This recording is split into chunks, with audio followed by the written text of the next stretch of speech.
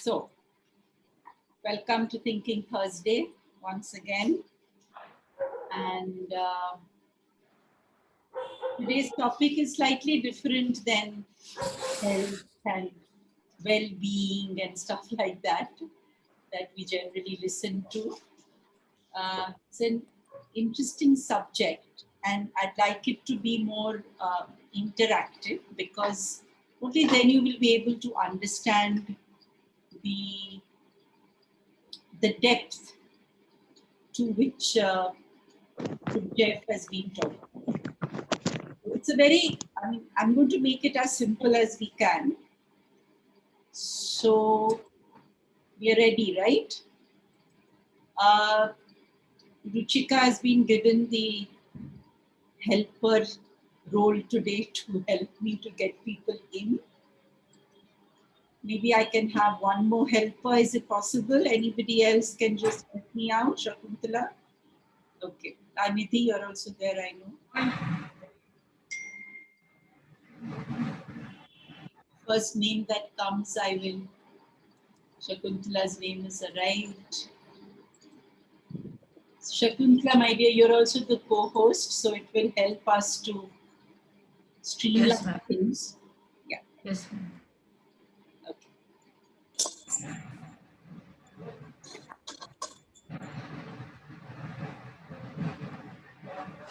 So here is Jeff. Let me know if you all can all see the slide. Everybody? Yes, ma'am. Yes, ma'am. Visible. Yes, ma'am. It's visible. Okay. So, George Ivanovich Gurdjieff was born in 1866. Some people say 1869. So the year when Gurdjieff was born is not really certain, nor is his year of death certain. Most of the websites speak about 1949. Some people even say 1948. Now, the key to understand is a mystic who's born on this earth generally lives a very unknown kind of life. Ma'am, the voice is not coming very clearly. And that's one of the qualities of a mystic, you know? The way they speak. And your audio is not very clear. My audio is not very clear.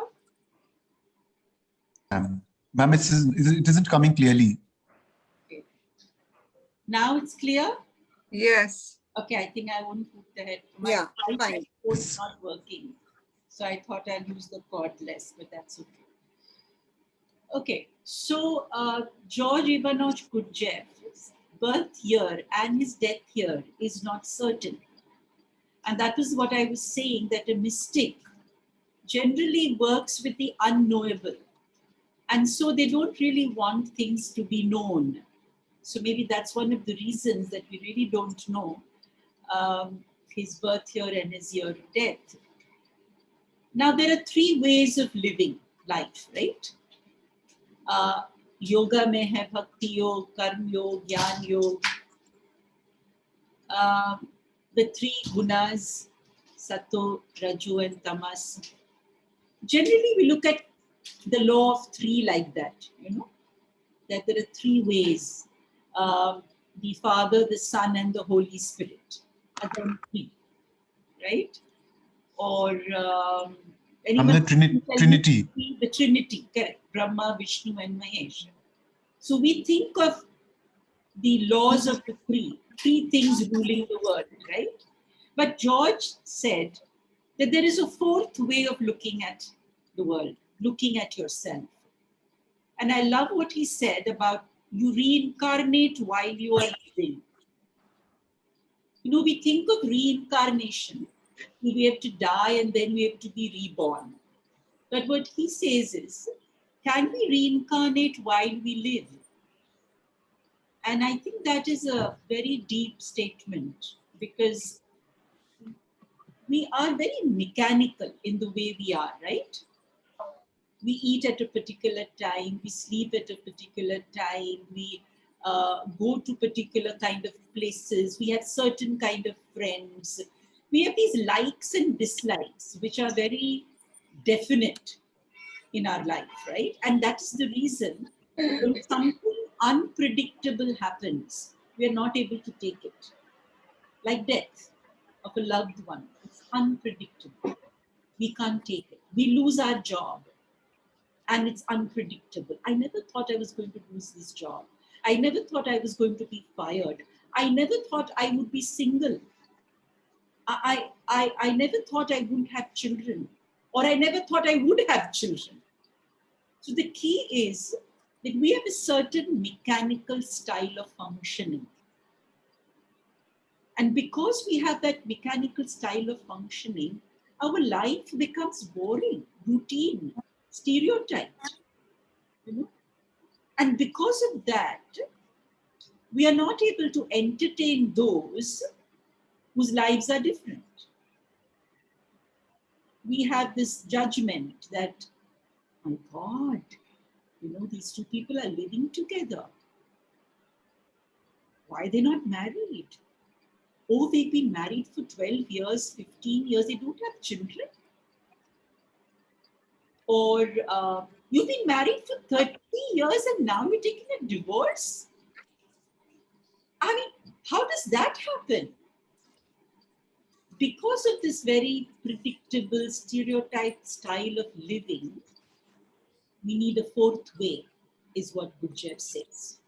We need to be woken up. Because he speaks of two kinds of humanities.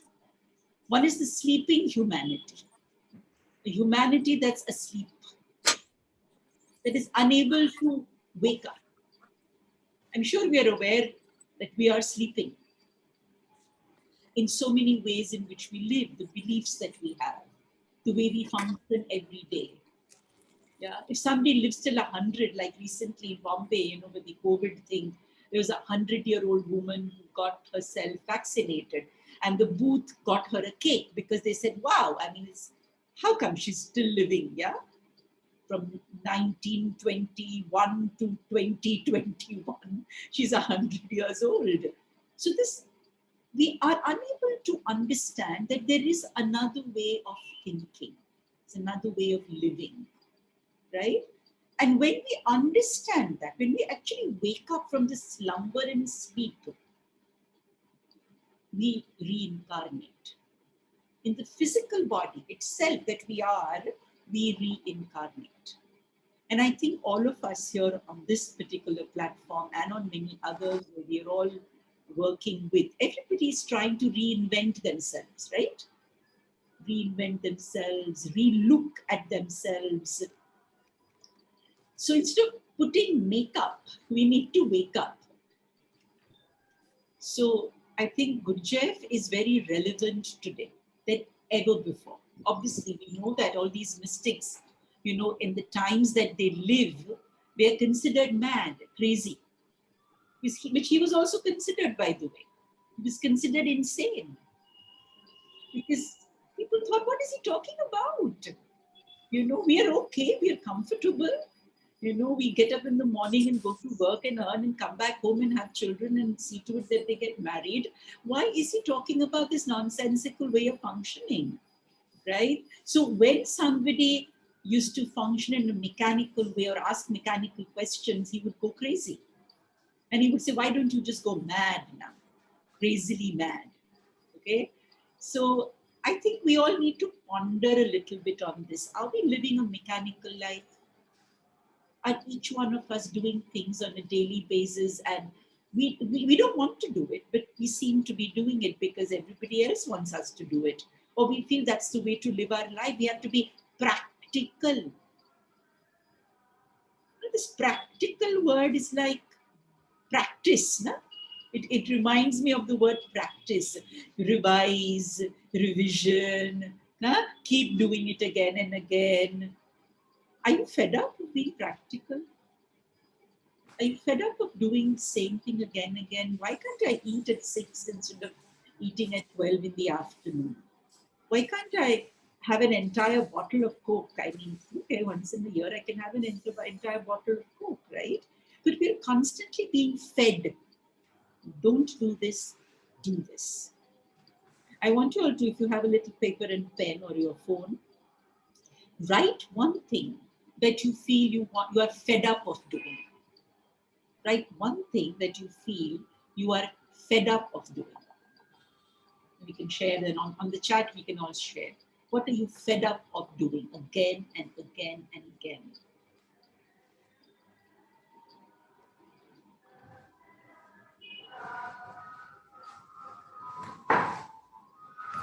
Put on the chat what are you fed up of doing again and again and again.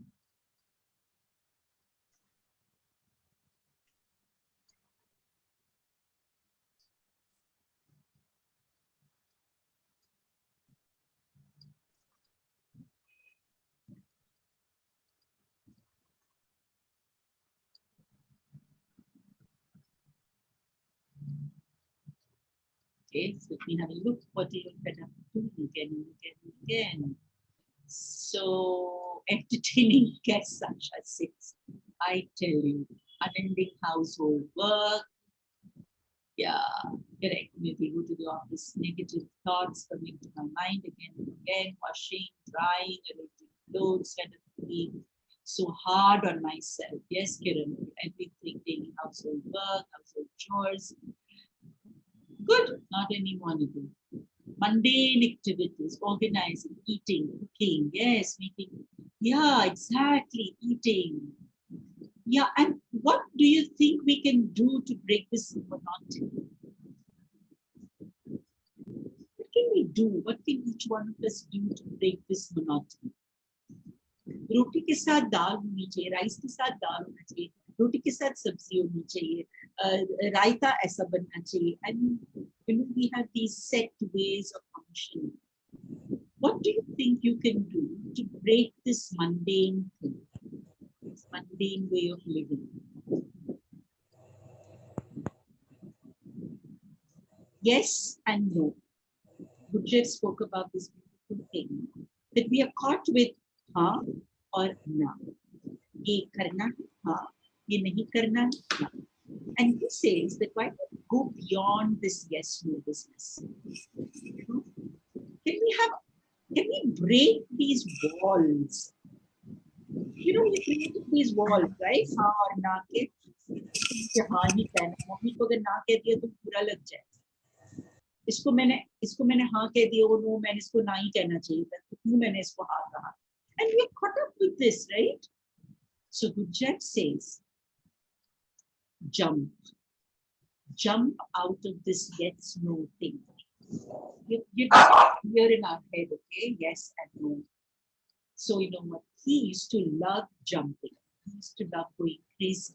Ma'am, your audio is very muffled. Muffled. Okay. Now is it okay? Ma'am, it's a bit better. Why is it like that today? I don't know. Ma'am, it's absolutely fine for me. It must It's be. fine, Fine, ma'am. Yes, ma'am. It's fine. Rahul, fine. Okay. अपना volume बढ़ाना ना. It's Okay, fine. okay, ma'am. Okay. हाँ, increase Okay, ma'am. your volume. Actually, volume तो मेरा ये increase तो नहीं हो रहा है. No, ma'am, it is absolutely fine, ma'am. Okay. Now Okay. is it okay, or should I increase the volume here? No, ma'am, it's Oh, No, fine. ma'am, Ma'am, it's good. Fine. Fine, It's fine. right? Yeah, It's fine, ma'am. okay.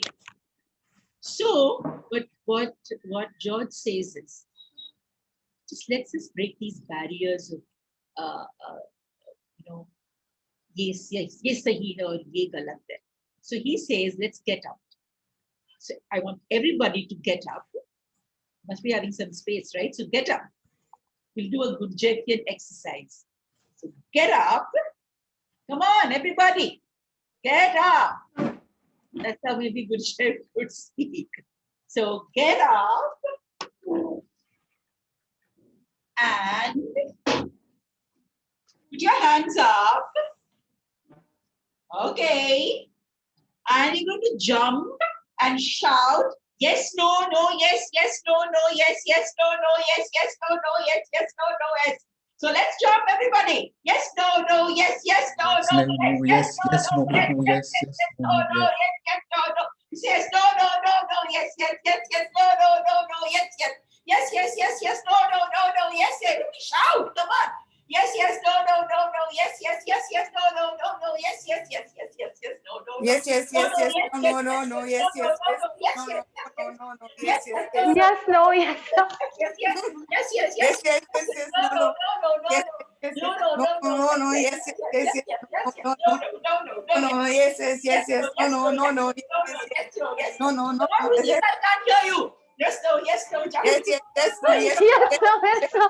No, yes, no, yes, no, yes. No, oh, no, yes, no, yes, yes, yes, yes, Yes, yes, no, yes. no, No, no, yes, yes, yes. yes, No, yes, yes. Yes, no, no, no, yes, yes, Yes, no. yes, no, yes, yes, no, no, no, yes, yes, no. yes. Yes, no, Yes, yes, no, yes, no, yes, yes, no. yes, no, no. no, no, yes, no, no, Yes, no, yes, no, yes, yes. No, no, no, no. no, Yes, yes. no, no, yes, No, Ma'am, yes. Gautam is saying we become Shiv Ganas, you know, Shiv ke gun ban gaye.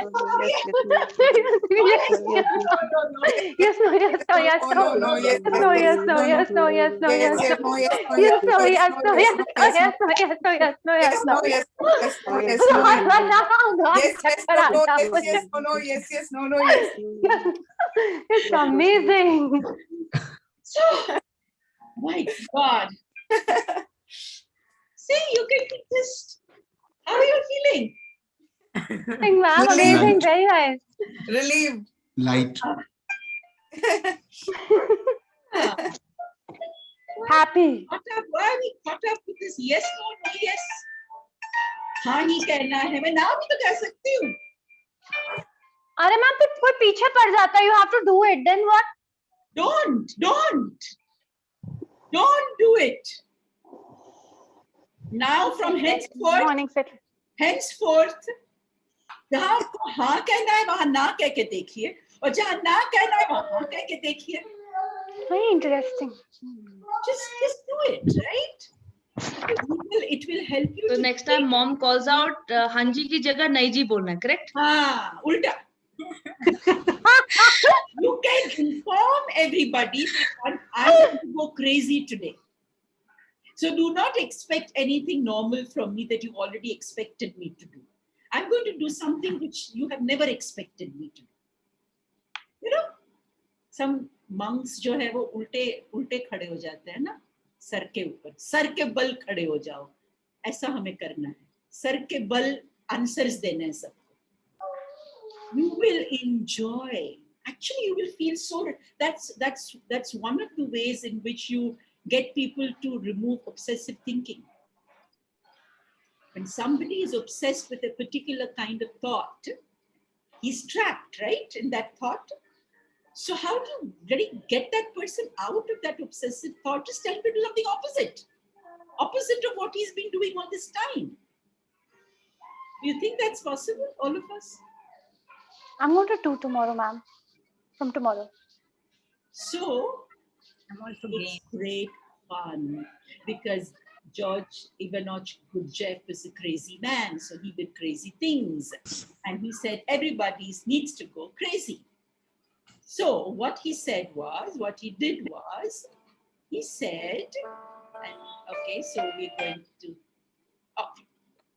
So George, at the age of 15, left home. He said, "Man, ja raha hu yahan se." Okay. His father was a bard. A bard is like a poet who sings epic stories. Okay, so he was a bard, and he was a very philosophical kind of person. And Gurdjieff, at the age of 15, said, "I want to go and become a seeker." He was like a mystic seeker, and he was inspired by Elena Blavatsky. She was the founder of the Seekers of Truth at that time, and she had a group of people, like a band of people, who would be going from one country to another country. उस वक्त में तो लोग ship पे जाते थे या चल के जाते थे या camels पे जाते थे, right? And are we on the same first slide or are you changing slides? No, the slide has changed. No, we are not getting any changes yet. Maybe it will come now. Now we can see, ma'am, the next slide. Yeah. Thank you. Can you see? Yeah. Yeah. Now, And so, these Seekers of Truth had this. They used to dance. So what Gurdjieff did was, he took a lot of those steps of the Seekers of Truth, and then he created a dance form. And he said this dance form depicts the movement of the cosmos and the planets. I'm going to show you a little clip. of the dance.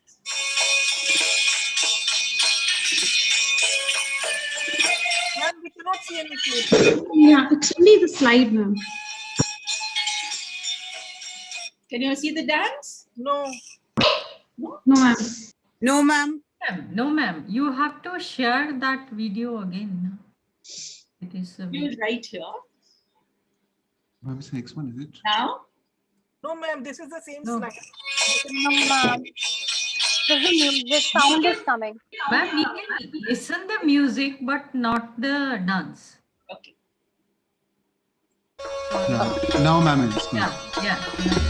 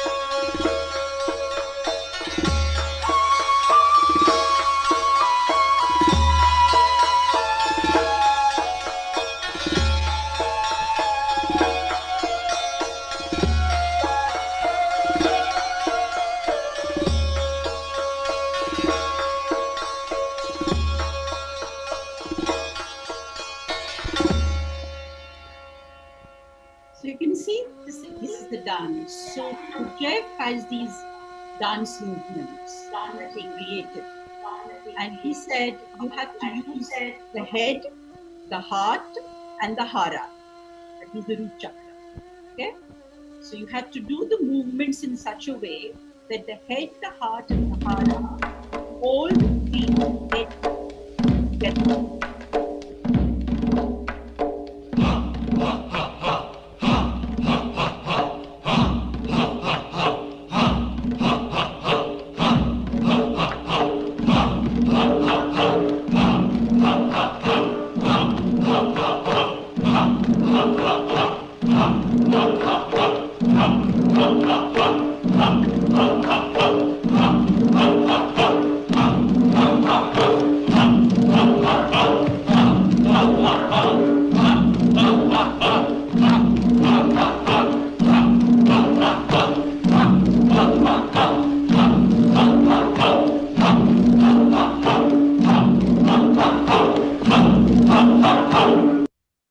So you can watch this movie. It's called In Search of Remarkable Men.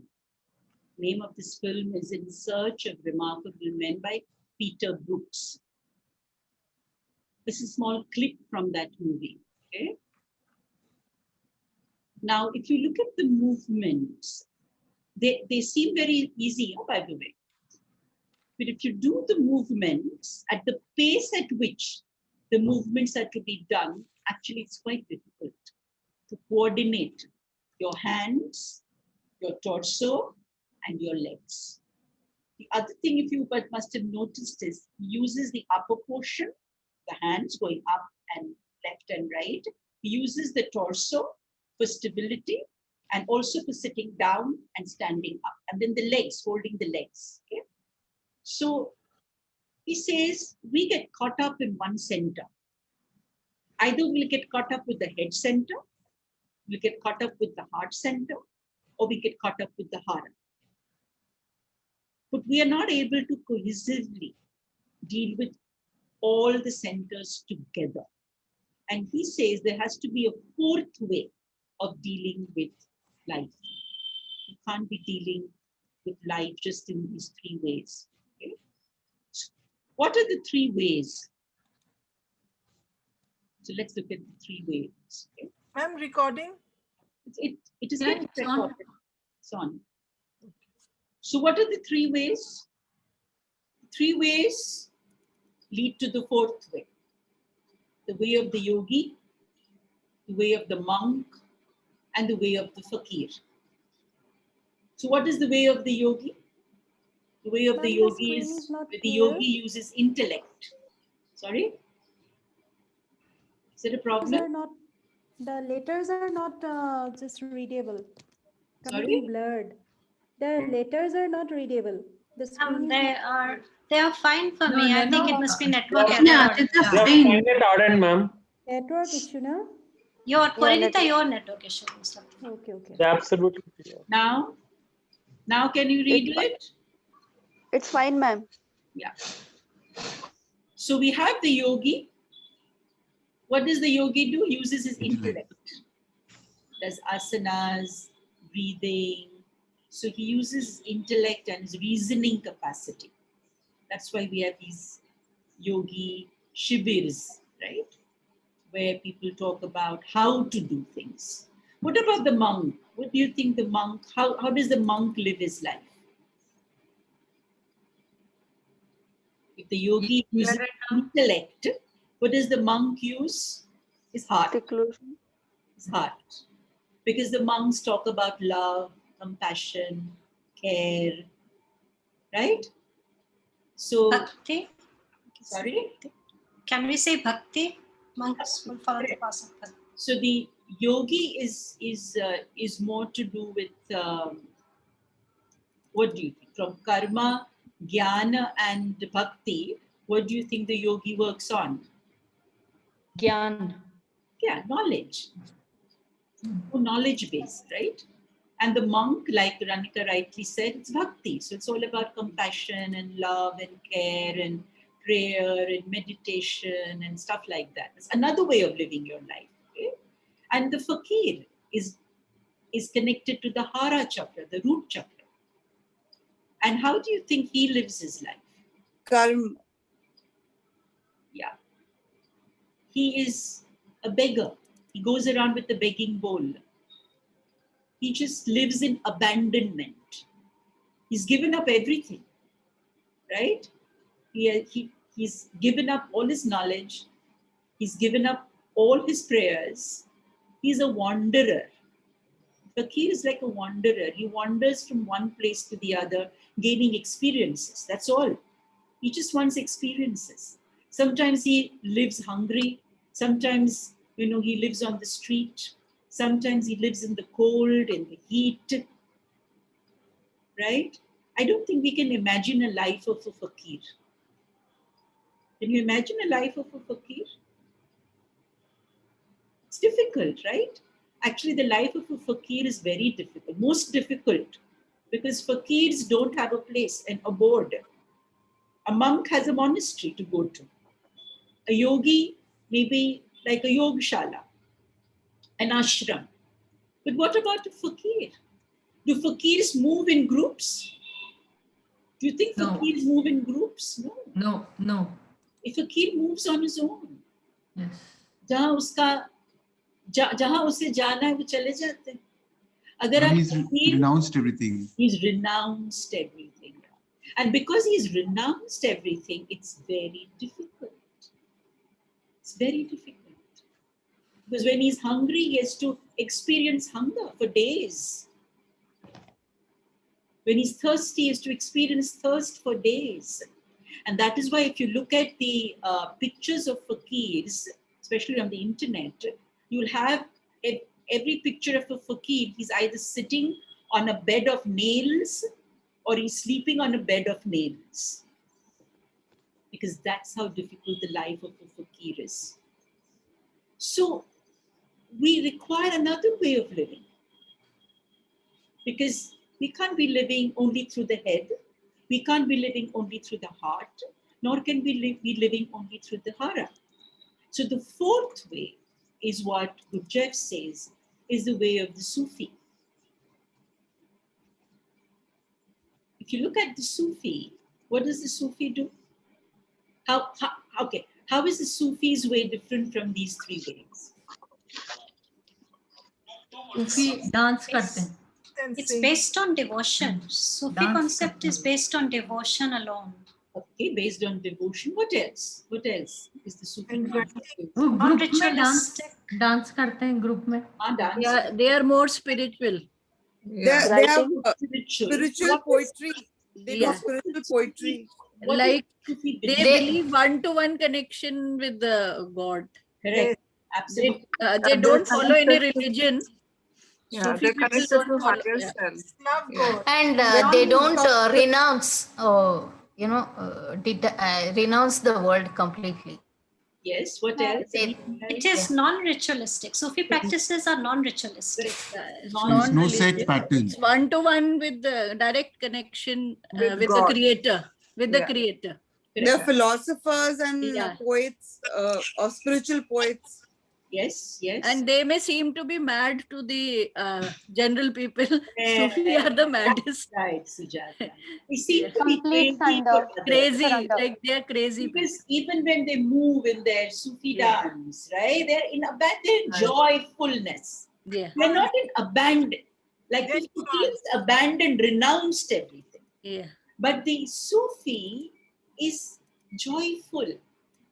There's joy in the way he's connected to the divine.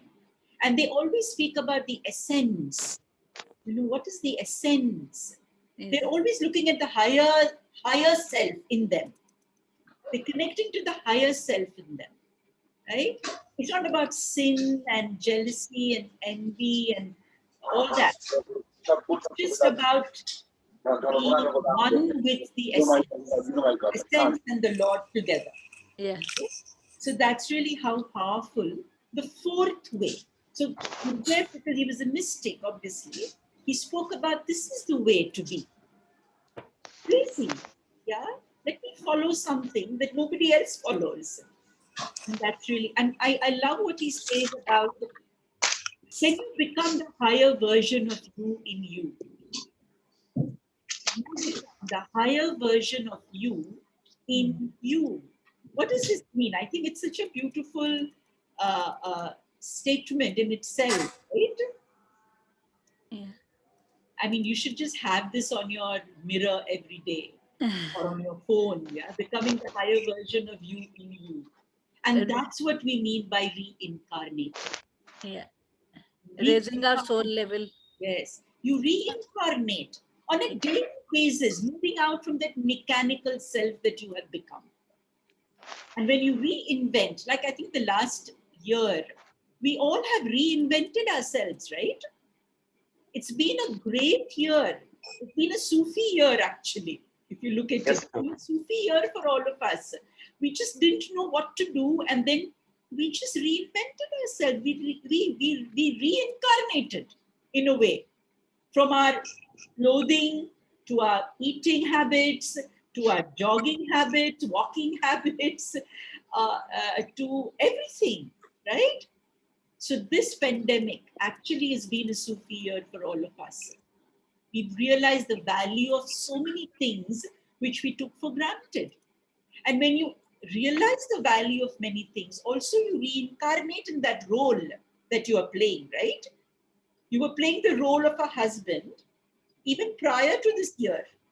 But this year, somehow, you have changed.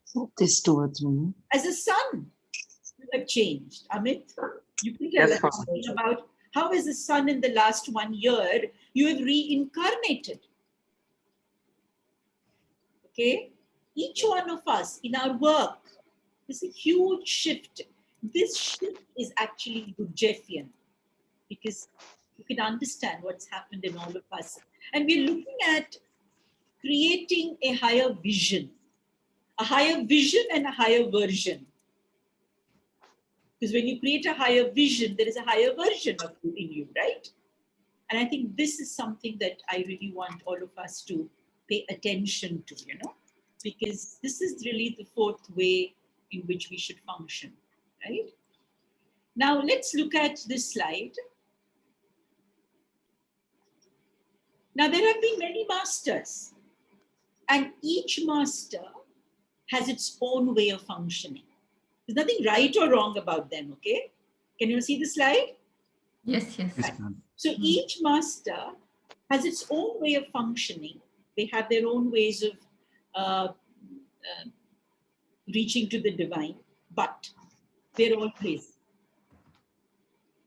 There has to have that little madness in each one of them, and that's what I want to point out today. So Ramakrishna Paramahansa, who doesn't know him, right? Was he crazy? Yes. Mad? Yes, yes. He used to play with the Kali and like a friend. Yeah. Anyone else can tell me some crazy things that Ramakrishna Paramhans did? He In could devotion, sing while and cry putting whole flowers day on in front Kali, of. he was One by one. Anu, you want to finish saying first? while praying to Kali, while showering flowers on Kali, he started showering flowers on himself, considering himself to be Kali. Okay, go ahead, Momita. And he could sing or cry whole day. I mean, he never noticed whether it's day or night, like was the time of eating or the, I mean, he ignored all the regular, I mean, the timelines we follow. Absolutely, very nice, Momita. Anyone else? Ma'am, he was obsessed with food. Like before he sat for dinner, he used to always go to his wife and ask, "Ki, what you're going to cook today?" And she used to get irritated, saying that you're such a spiritual man and still you want to know every day about the food. And then she said that some like 15 days before, when I stop asking this, you understand that I'm not going to live anymore. So that was his obsession for food. So, you know, it's so interesting, right? We expect spiritual people not to be hungry, but spiritual people also get hungry. So how these beliefs and these barriers are created by people? One of the things that he did was, for an entire year, he dressed up as a woman. He became a woman. He dressed up as a woman. And they say that Ramakrishna Paramhans during that year even menstruated, by the way. He actually menstruated. Can you imagine that? The kind of connect that he must have done with that gender in him. And that's where the yin yang comes to complete focus, right? We say there's a masculine element, there's a feminine element in all of us, but he experienced the feminine element while being a male. And that is phenomenal, really phenomenal. Okay? For an entire year to wear a sari, to wear a gajra, to, you know, make a bun, to whatever, grow your hair. I mean, look at that devotion in understanding himself. He wasn't understanding a woman, he was understanding himself. That's phenomenal, right? And that's actually what a mystic does, right? Let's look at another one, okay? UG Krishnamurti, I don't know how many of you heard UGK, but I have had the privilege to meet him, to sit with him, to chat with him, with my dad. And I know that UGK was a crazy person. One day I remember he threw everybody out of his house. He said, "Can you all just leave me alone?" You know, and he opened the door and he said, "Get out." And he shouted, "Get out of my house." And once I remember, I was, I think 13, 14, maybe less. I don't remember how, I think older, sorry, I was older, definitely, when my dad came back. So yeah, about 18, 19. And we had gone to UGK's house, and you know, everybody had these list of questions with them. Ye puch rahe, wo puch rahe. I remember once he just shut his ears and said, "I don't want to listen to anything. Can you all just stop asking me questions?" And he would give some 3-4 gaaliyan dete the. And then everybody would be like, "My God, how does this spiritual man give us abusive words," right? And, you know, so he would break the myth of being spiritual. It's something that UG always did, okay? So, you know, because they don't want to be slotted. They don't want to be boxed in. And they don't want you also to be boxed in. So they will kick you, they will say abusive words. I remember UGK once throwing something on somebody and said, "Get out. I don't wish to answer anything to you." So they do this. They don't do this to kind of demean you or insult you. They do this because they want you to break away from the trap that you have got yourself into. You understand what I'm saying? We have to break away from the trap that we get ourselves into, and that's when we need these kind of masters. Every master is unique. Osho, I mean, who doesn't know about Osho, right? He's crazy, completely crazy, right? Anybody knows any crazy things that Osho did? Things that he would do, say, behave? He's spiritual, but drifted into sex and drugs. So he took that as his path, right? Each person, each mystic is different, remember. Each person is trying to explore a certain aspect of you. As far as Osho went, it was all about sexuality. He said freedom and sexuality go together, right? That wonderful. He had written a book about Sambhog se Samadhi tak. Sambhog se sannyas tak. अच्छा, आपको संन्यास तब मिल सकता है जब आप संभोग कर सकते हैं. Correct. Yeah. आप संभोग नहीं कर सकते, आपको संन्यास नहीं. And it is true. If your hara, if your root chakra, you're stuck there, you can't go up to the sahasrara. It's not possible. It's impossible, right? All your thoughts will go back to the root chakra only. And so what his premise was true. But then, because they're crazy, they sometimes can get lost also. Yeah, I mean, that's what happened to Osho in time to come. Anyone else talking about Osho? Ma'am, he spent his nights with the cops actually. Yeah. I think it was about breaking inhibitions. Yes. Breaking inhibitions. Breaking inhibitions, breaking fears, breaking the way society sees you. Oh my God, you're sleeping in the graveyard. What's wrong with you? He said, I want to do everything that's wrong. I don't want to do anything that's right because I want experience. You remember, we all get richer with experience, right? And all these mystics did things which were different. And that's what made them great. So you know that if you want to become great, you better do something different, okay? That's what these mystics are trying to tell us. Ramana Maharishi, I love him. This is amazing, just amazing. Any stories on him, on Ramana? He took to silence. He took to silence, yeah. When he realized, he took to silence. Yes. Any ways in which he would connect to his disciples, or rather, he never called people his kind of disciples, but people who would come and listen to him.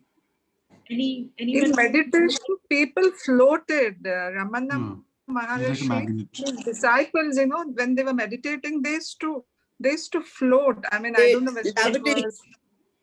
Yeah. They used to levitate. To levitate, yeah. That was, more. When he said, asked people to keep quiet, no, that is when they got their lesson. Yes, silence, like Anu said. Yeah. Silence. It was like Mon Vyakhya.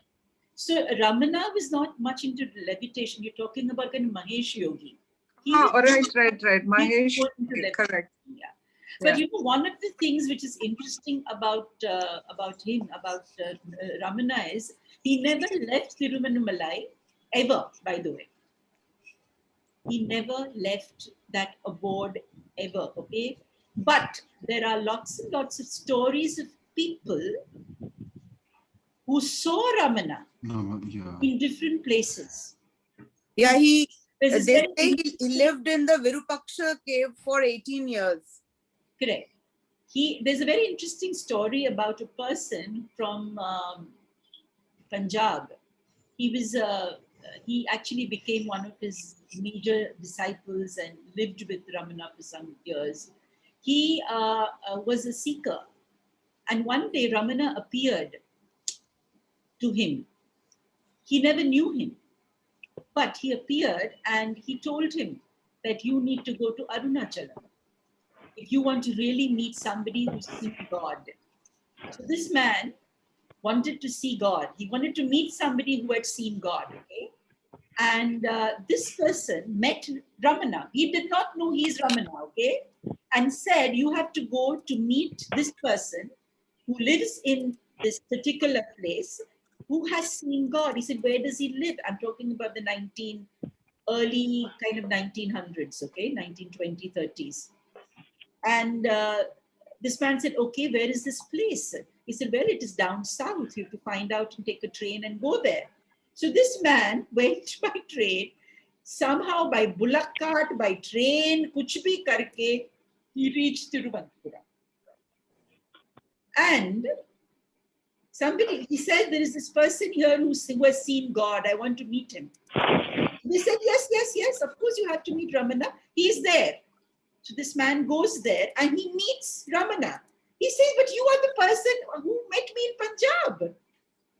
Why didn't you tell me then that you are the person who has seen God? You allowed me to come all the way here from Punjab to meet you. He said, I never. Then somebody said, he's never left this place ever in these 56 years or something like that. So how are you saying that, you know, he met you in Punjab? He said, yes, he did meet me. Didn't you meet me? And Ramana smiled, because Ramana had this thing of teleportation. He could teleport anywhere. He knew who wanted to come and meet him. So these amazing people, and each one of them is special, right? You can follow any master because all of them are mad. But can you take some of the madness? I always say this, you know, we read about all these wonderful masters, but are we able to take their madness? Because if you can't take their madness, then you're just a follower, right? And each one of them are talking about their essence. When Osho speaks about sexuality, he's talking about the essence, that's also part of your essence. So it's very, very important for all of us to understand this, that if you do not have a little bit of the madness of your master, then you cannot be connected to the master. Because, you know, then you're just watching him, viewing him, right?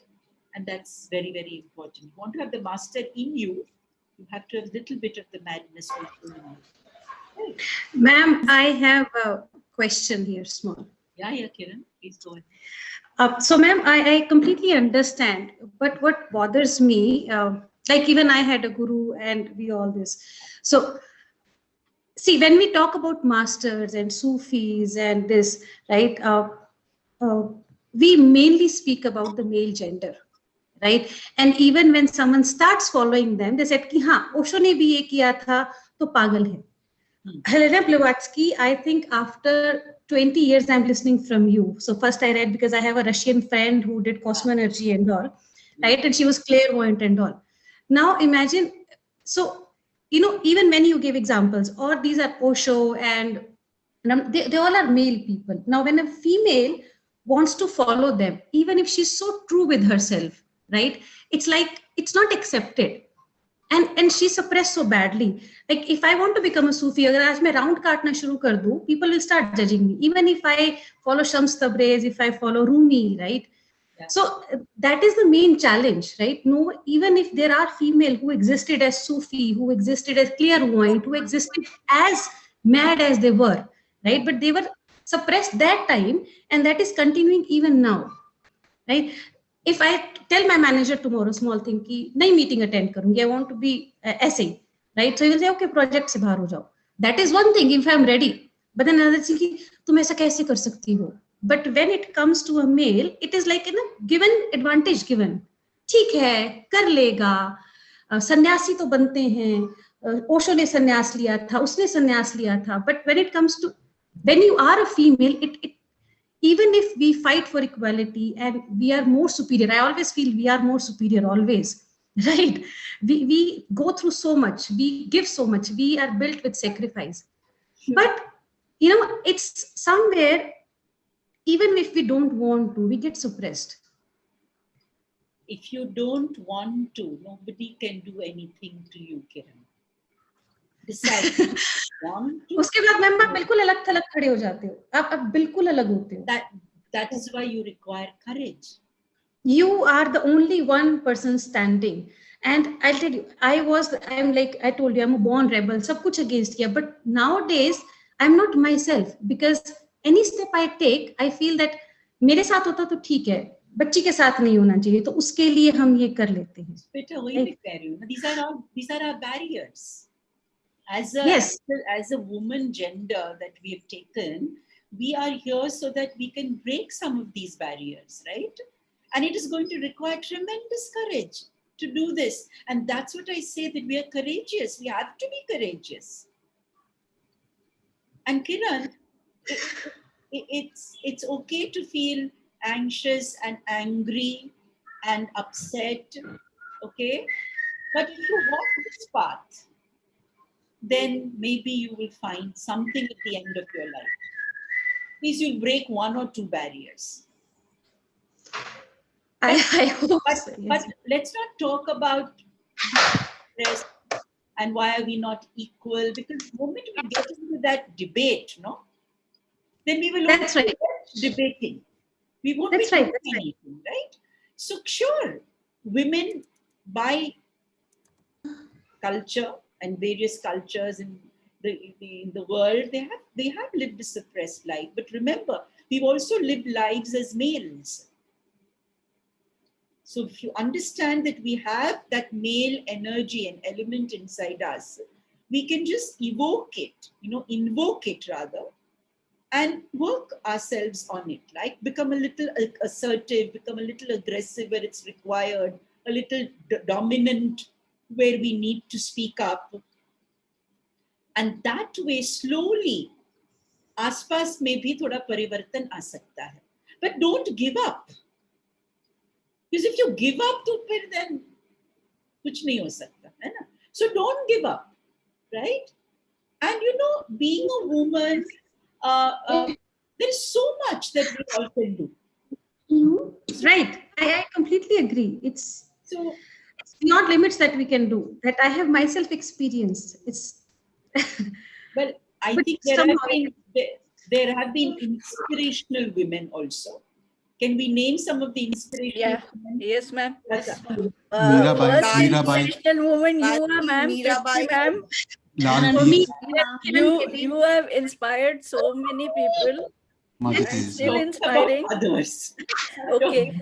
No. First, I just wanted to tell to Kiran this only. See, ma'am is there. Then, secondly, if we go back to history, there was Mirabai. Let's not go back in history. Let's talk of the last 100 years. Okay, last 100 years. There's also there down south. There's one Amma who just hugs everybody. Yes.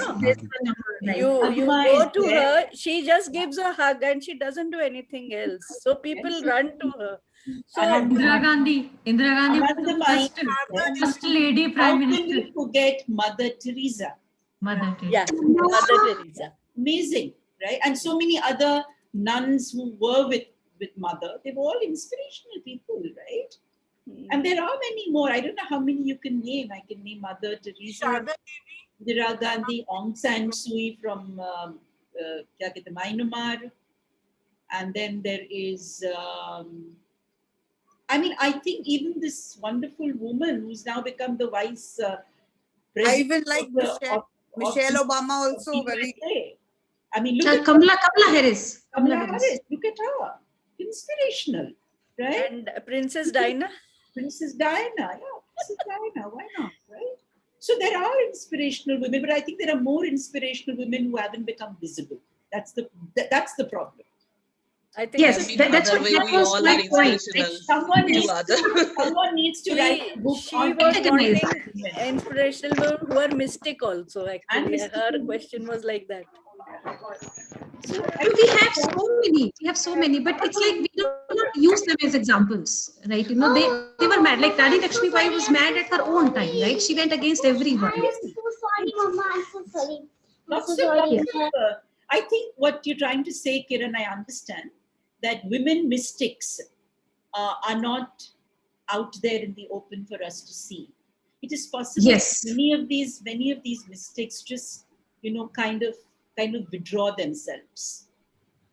Because people at a moment in time to become to serve a larger community because of so many other barriers that they come through, right?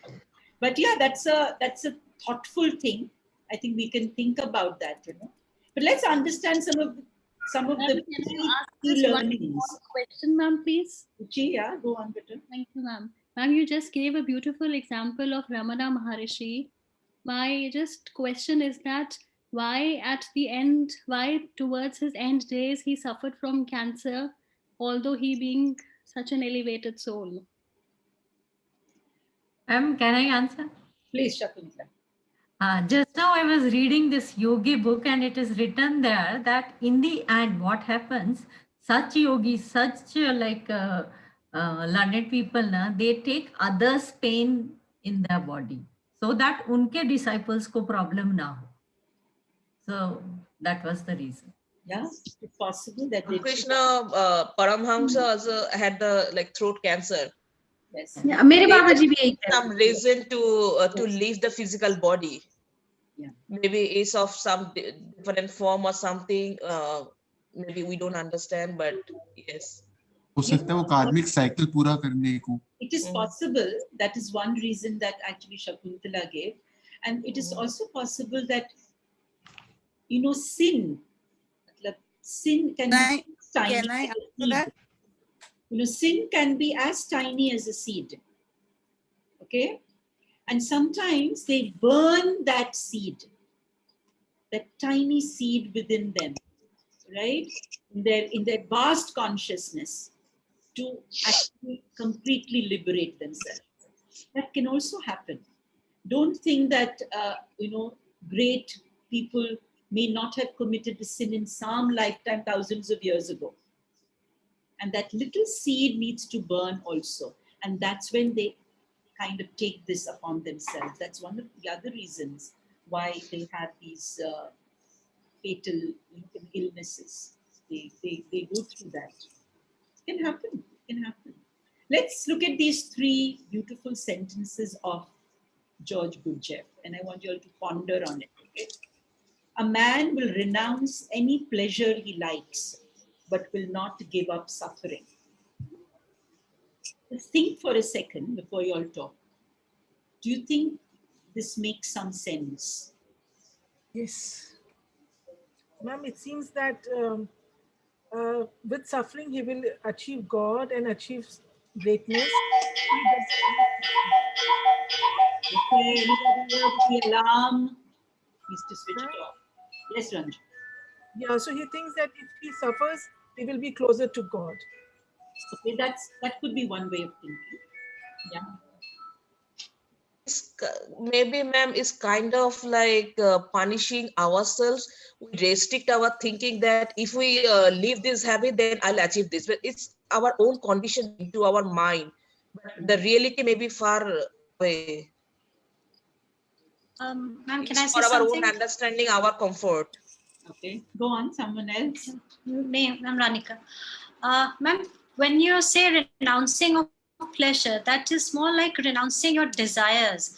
So here it is more about controlling your desire. But when you say will not give up suffering, suffering is not our desire. Suffering is acceptance of what the Supreme has given you.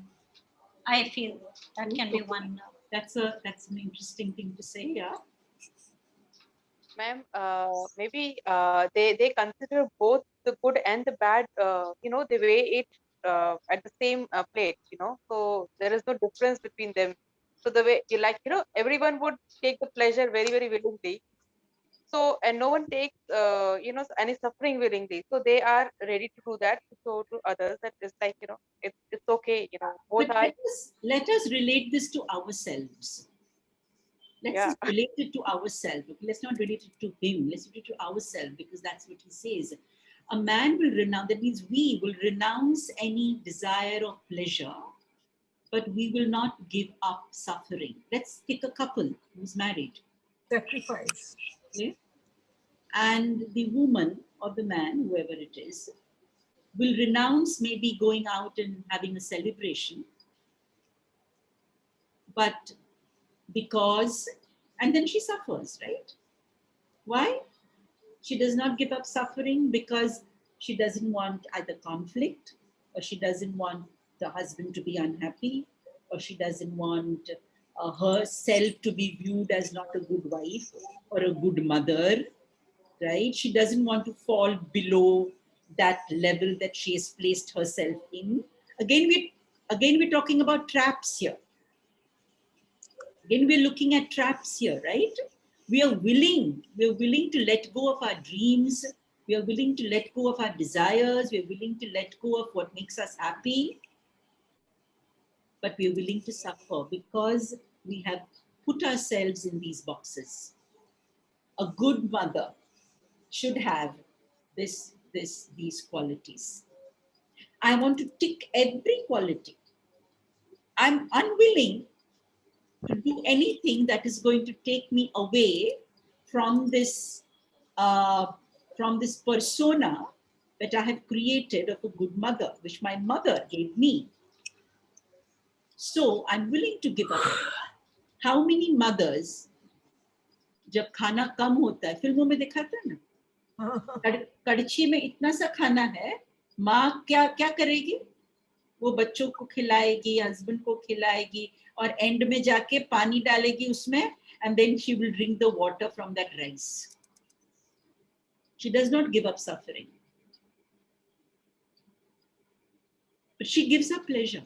She'll renounce pleasure of hunger, of being satisfied. This is culturally embedded in our consciousness. Kiran ne jo question pucha, this is culturally embedded in our consciousness. Man is the provider and the protector, and woman is the nurturer and the nourisher. And now men have gone in the kitchen in the last 1 year. They're making tea for you also. Okay? And you can see there's a shift that is taking place in the last 1 year, definitely in the minds of people. ये भी मैं कर सकता हूँ, ये भी मुझे करना है. There is a shift, but this is a very profound statement. And we need to look at ourselves. The next time we give up and renounce pleasure, we want to do something, we want to go and eat an ice cream. And the child says, "Nahi, mama, aaj ice cream nahi khate, aaj hum ye khate." And mother says, "Okay, fine. No problem." And that is why, if you know how many workshops on self-love are being attended by men, and how many workshops on self-love are being attended by females, उसी से आपको पता चल सकता है कि which gender is renouncing pleasure. So this is a very important statement. It's a very profound statement, and we need to understand, men and women alike, okay, that it's okay if you have some pleasures. Why? Just take it up. It's all right. But if you suffer, what will happen if you don't give up suffering? At the end of your life, what's going to happen? You'll feel devalued, worthless. Look at the kind of adjectives that women attach to them, even men for that matter. People who are feeling lost and sad and unloved, worthlessness, helplessness. Look at the words that we use. All this is to do with suffering. Can we say it's kind of a conditioning? Yeah, it's like a wall that somebody built for me and I started to live in it. So we have to, if you want to break things, then you have to break this first. That's why he says one must learn from him who knows. ये भी बहुत ज़रूरी है. We attend so many workshops, right? Workshops and workshops. We go crazy actually. अच्छी बात है. We go crazy and mad. But we go anywhere and everywhere. We don't check on people's credentials. We check on the cost of it, you know. वो ये कितने का है? हाँ, वो ये कितने का है? चलो ये करते हैं. But we don't check credentials. There are people who are knowledgeable, right? With great knowledges, great people who have great knowledge. But then we don't want to take the effort of going to that place, staying there, being at that ashram, sitting, learning, spending time. But we have to do that. We can't hope for second best. If we are on this path, we cannot want second best. We should want the best. So take your time. Want to learn anything, take your time. You know, look out, and put the intention, put that intent, right? The best to learn this and meditate over it. And wait. Maybe in this lifetime you may never learn that. That's okay. Doesn't matter. You learn something else. But wait for the right time to come and learn from that person who knows. And people who know could be difficult to approach also. Right? They'll just say, hatao yaar. Baat nahi karni hai mujhe. Sometimes you can also go to the mazar, the tomb of that knowledgeable person. The person is not in the physical form, but just visiting that place where the man lived or meditated or gave discourses itself can get you enveloped in that energy. I'm sure all of us have felt this, right? I mean, can Sai Baba, look at lakhs of people who go to Shirdi, right? Sai Baba is not in the physical form, but just by going there, you can ask Baba to come to you in your dreams. I think Ruchi sharing her amazing experience on Thinking Thursday and on her group was fantastic. I hope everybody has heard and read her experience. Yeah. Anybody missed it out? I'd like you to maybe say it here about her amazing experiences that she's been having the last 1 month. That's what I say. You know, it's okay. He's not Baba is not in the physical form. And there are so many others who are not in the physical form, right? Meher Baba. And there's so many people who go to his place out there, right? And they meditate there on a particular night. I think it's a full moon night when people go there. And there are so many other places. Forest. Yeah, I've experienced meditating in Virupaksha cave where Ramana used to sit. And it's actual that thoughtlessness actually that you experience there. Yes, absolutely. The next thought only doesn't occur. Yeah. People walk all the way to Mahavatar Babaji's cave, right? And he's not there in the physical form. So what I'm trying to say is, it's okay if you don't meet a person. You can just keep the photo of that person, put that intention in your mind and say, you know, please help me download the knowledge. And the knowledge can actually come to you in your meditation. You don't need to meet a physical person, right? So it's very important, you know, what do you want to know? And from whom do you want to know? It's very important to understand this. I love what Gurdjieff says again, a man must be born, but to be born, he must die. In order to die, he must first awaken. He's not talking about physical death, obviously, here, right? He's talking about being born.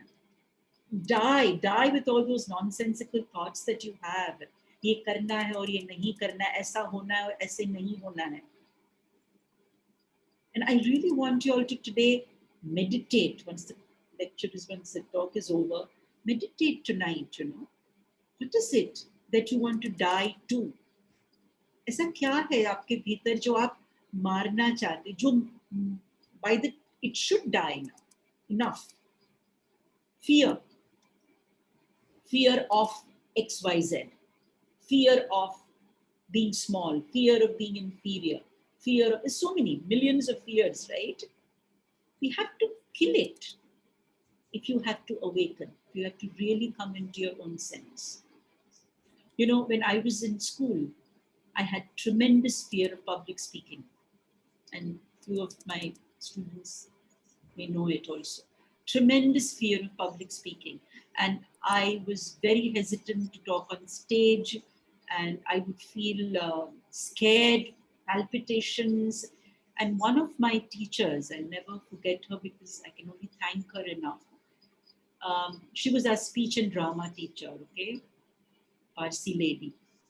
And from a class of 40, she said that in the next competition, because we had houses, right? School mein hamare houses, the red house, violet house, blue house, green house. So I was in the blue house, and she said, Trupti, you are going to take part in the competition that's going to happen 1 week later and represent your house. I was like, no way, I'm not going to take part. she said, nothing doing. You're coming home on Saturday, Sunday and practicing with me.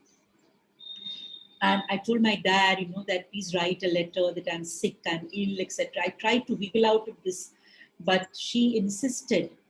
And I went to her place and I was so nervous, terribly nervous.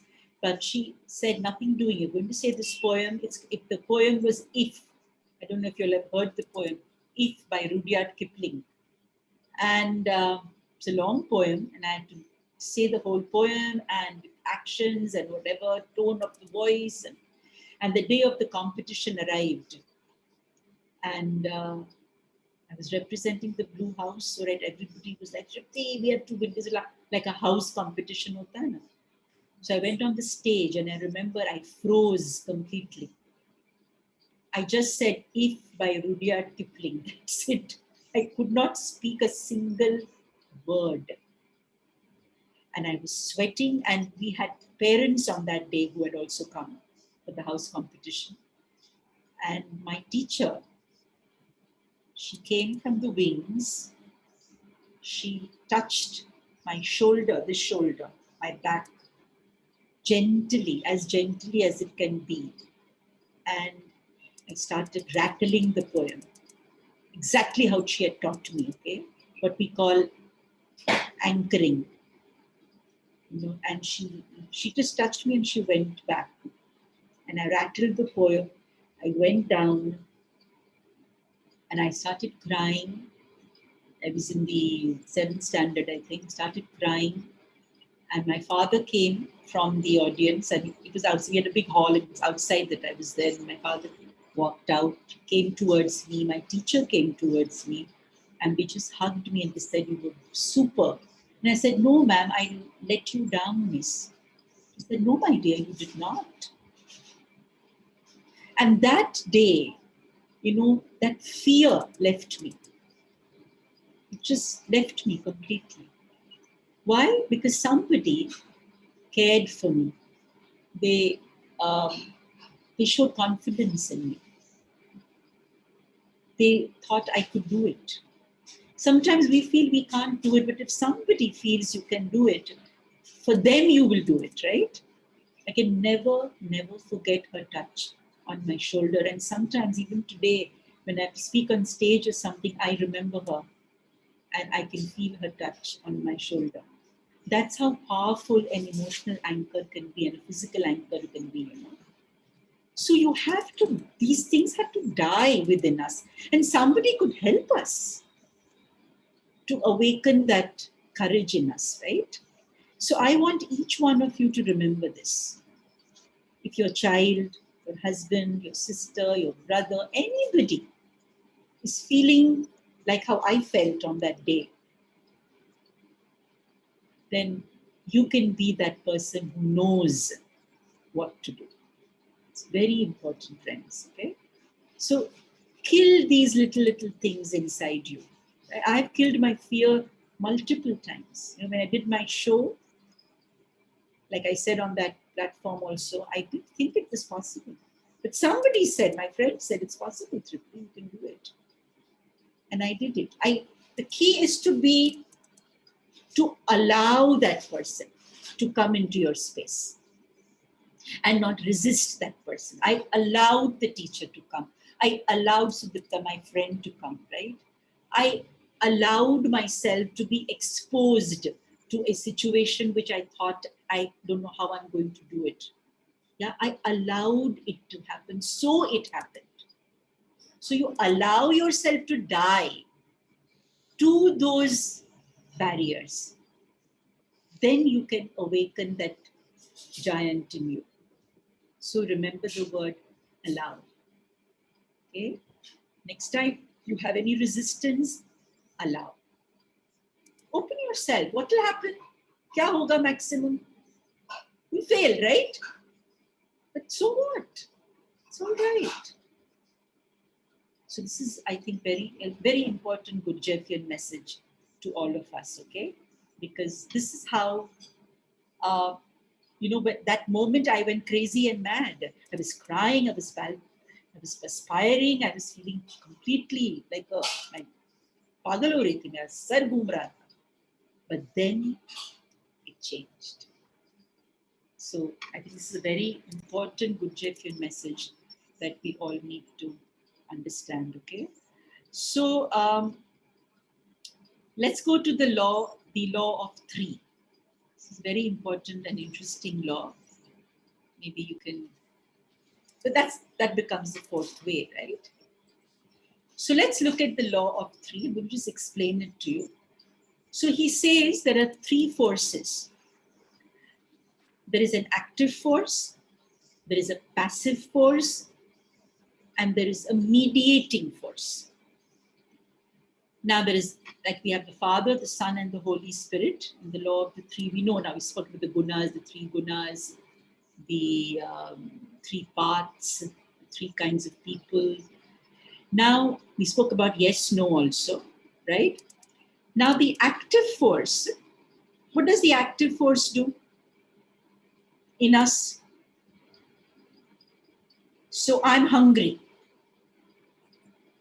okay?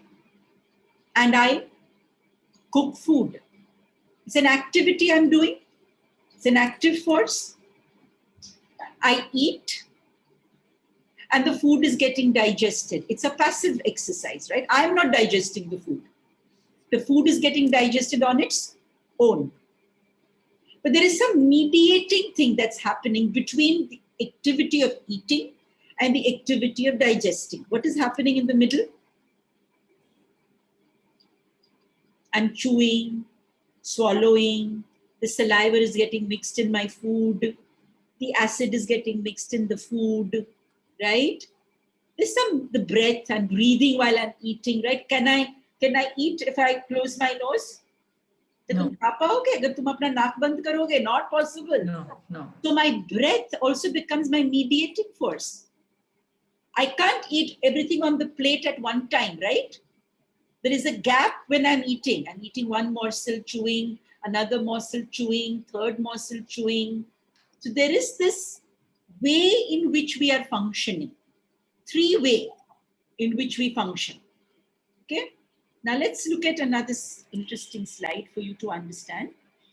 So he spoke about, one is the work, the fourth way.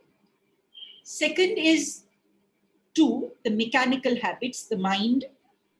And three is the desire to change. We have a desire to change, right? All of us. And we have certain mechanical habits.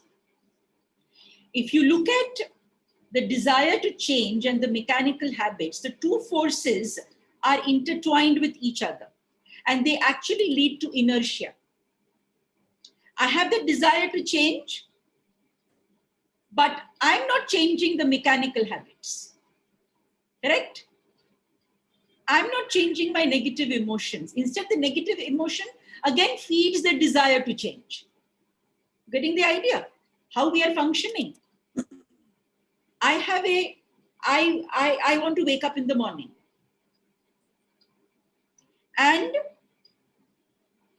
But the mechanical way is that, अरे थोड़ा और सो लेती हूँ, alarm नहीं बजा, excuses. The mechanical way is excuses. I have so many excuses, right? Already ready not to wake up in the morning.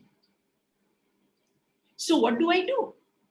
The desire to change, I'm going to change. I'm going to put the alarm. I'm going to wake up 5 o'clock, 5:30, I'll be out of I plan everything. Then, अरे यार, मेरा back दुख रही है. And I do not wake up in the morning. That again feeds my desire to change. So we are caught in this. Humanity is caught in this only. Third force तो आ ही नहीं रहा है.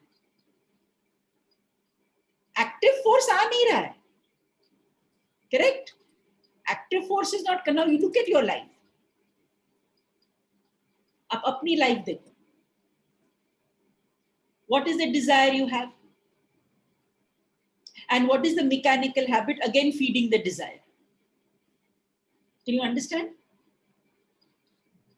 I have a desire that I should have a better kind of relationship with my mother.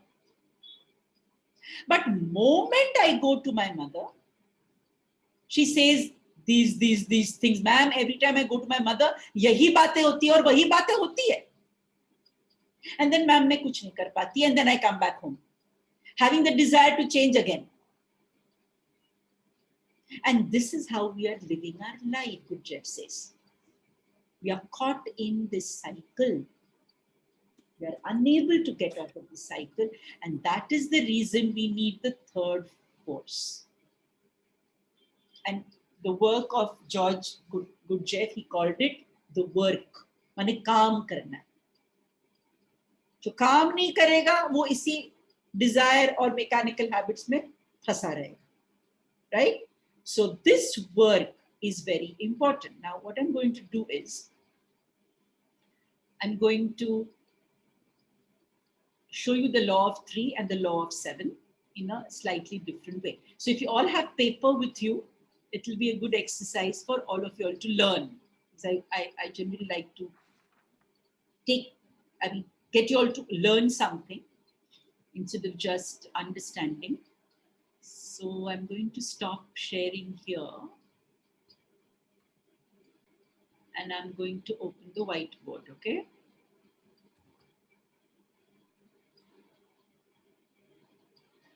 Okay, so everybody should have a paper with them and a pen with them. And, sorry.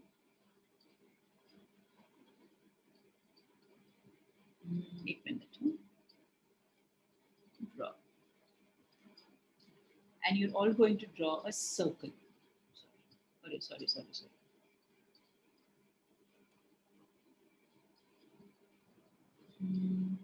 Then choose the color.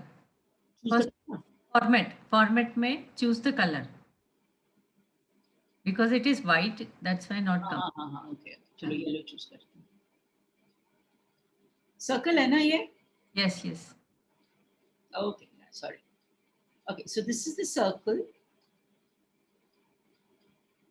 Circle, according to Gurdjieff, is the unmanifest. It's not manifested. That's what he designs the circle in that order. Okay. Now I want you to put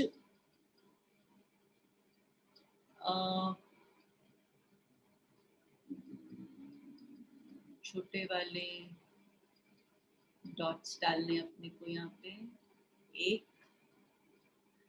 2 अरे बाप रे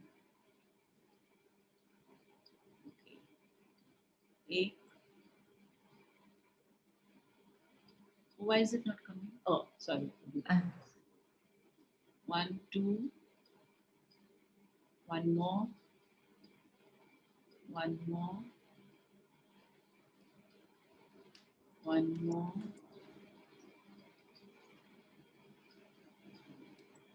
5 6 7 8. Okay, so 8 dots डालेंगे हम, and we will write number 9 or 0. यहाँ पे we will write 1. यहाँ पे 2. So just write 3, 4, 5, 6, 7, 8. Okay, so I'm going to do लिख दिया. So just write like that. Okay, 1 2 till 6. Yeah.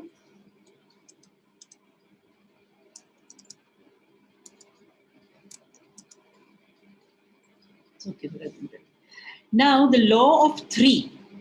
So Gurdjieff discovered this particular circle and he called it the enneagram. Enneagram is what Gurdjieff discovered, like a glyph, like a symbol, okay? And nobody till then knew about an enneagram. Later on, of course, there are many, nowadays, a lot of life coaches use the enneagram in their own way. It's a lovely book by Rizzo Hudson on this and how the personality types and stuff like that. But I'm not going to teach you that. I'm going to teach you according to Gurdjieff, what did he discover, okay? Because then, of course, there's a whole lot of things. Now, each of these points on this circle shows us that life is cyclical. Life is not linear. So that's why the circle was, it's a very ancient sacred symbol. Now there is a lot of kind of criticism about this, okay?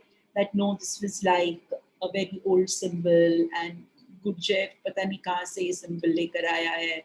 And he kind of related it to many other things, but let's not go there.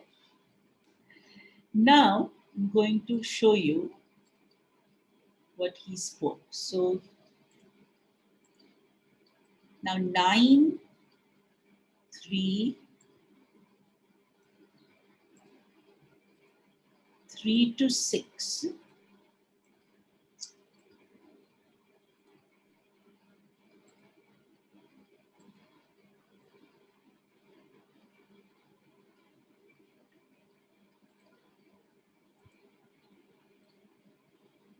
So there's a triangle. Okay, make a triangle now. And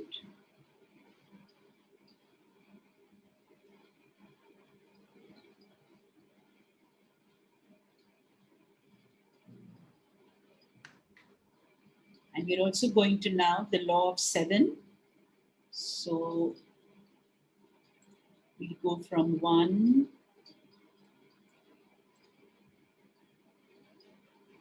to 4,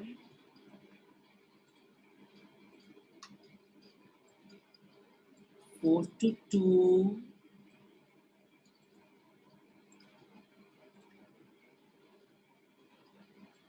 2 to 8,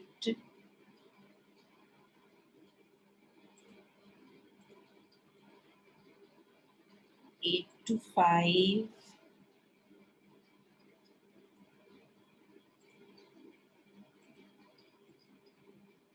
5 to 7,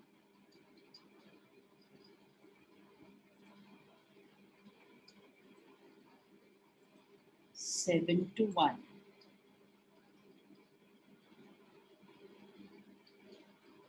Okay? There are 6 points that have been connected, and with the 9, it becomes 7. Everybody got it? Good. Now let us look at each of these points. What does it mean? Okay? So we have the triangle in the center, and then we have 6, and then 9 ke saath 7. The law of 7 and the law of 3, how he explained it. Now, I'm not going to write each because with what time lagega. I'll just say and you all can write it on your thing. Okay?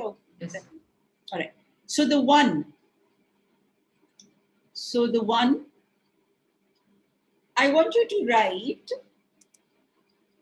write the word resentment.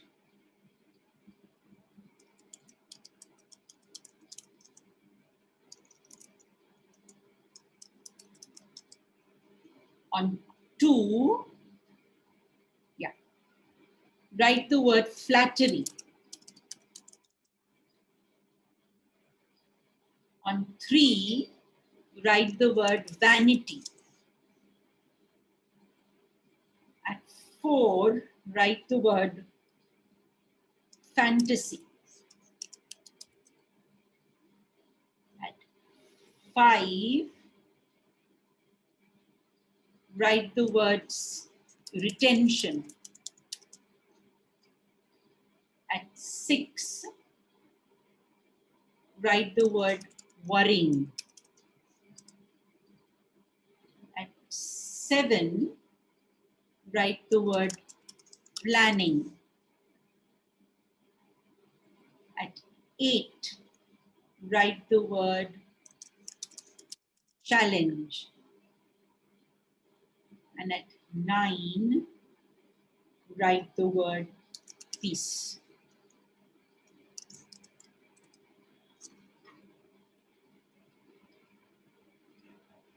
Now, in 3, in brackets,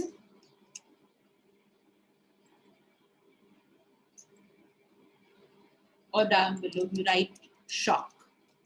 1 and shock 2.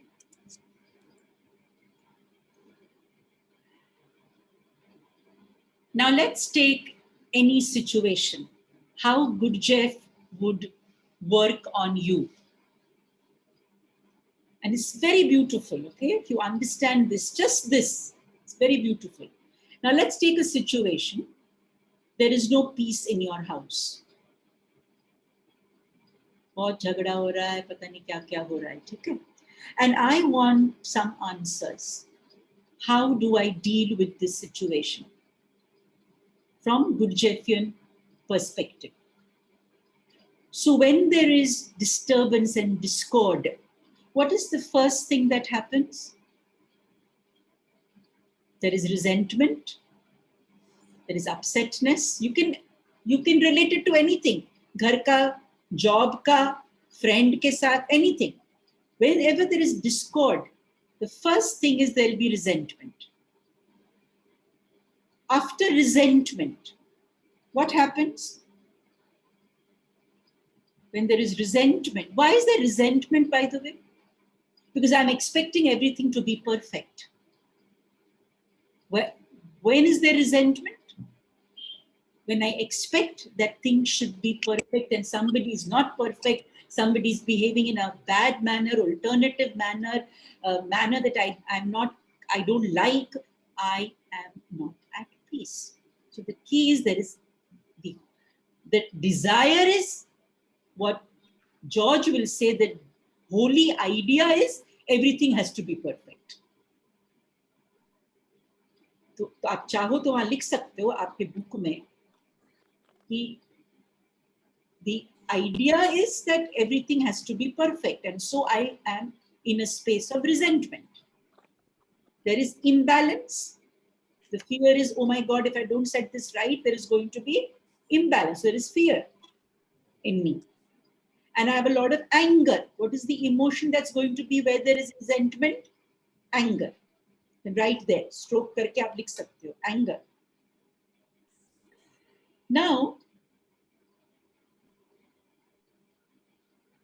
I want peace in the house. So what am I going to do? The second is flattery. What am I going to do? अच्छा खाना बना लूंगी, right? या कोई gift ले आऊंगी. मैं ऐसा कुछ करूंगी जिससे I can breathe easy. You agree? So you do something so that others also feel better and I also feel love. Correct? One second.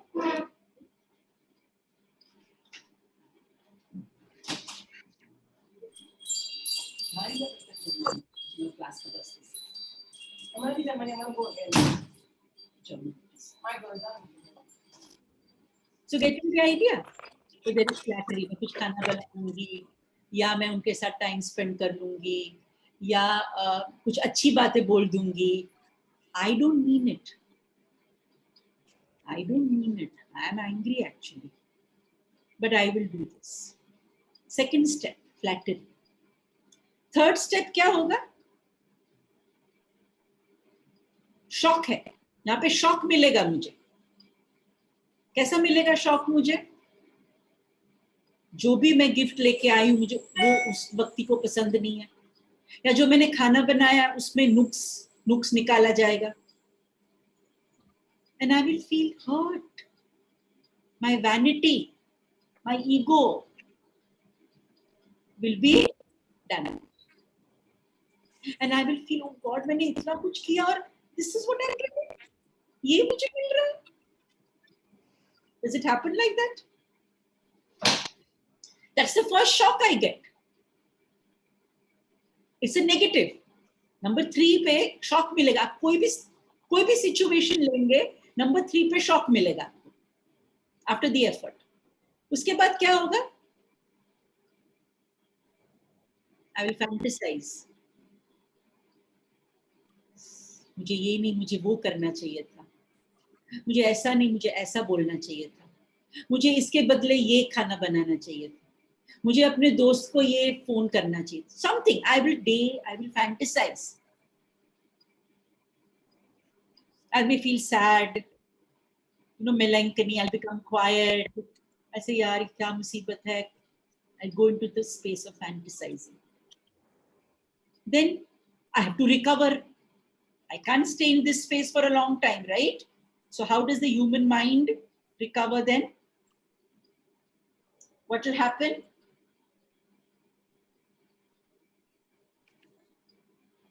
क्या होगा? The next step is we just make peace with the situation. We have to have this. Sorry, I couldn't get it. Like we make peace with the situation. We जो है सो है, and we just accept it. Accept भी कर सकते हो, पर मुझे situation ठीक करना है. I have to go to peace, ना?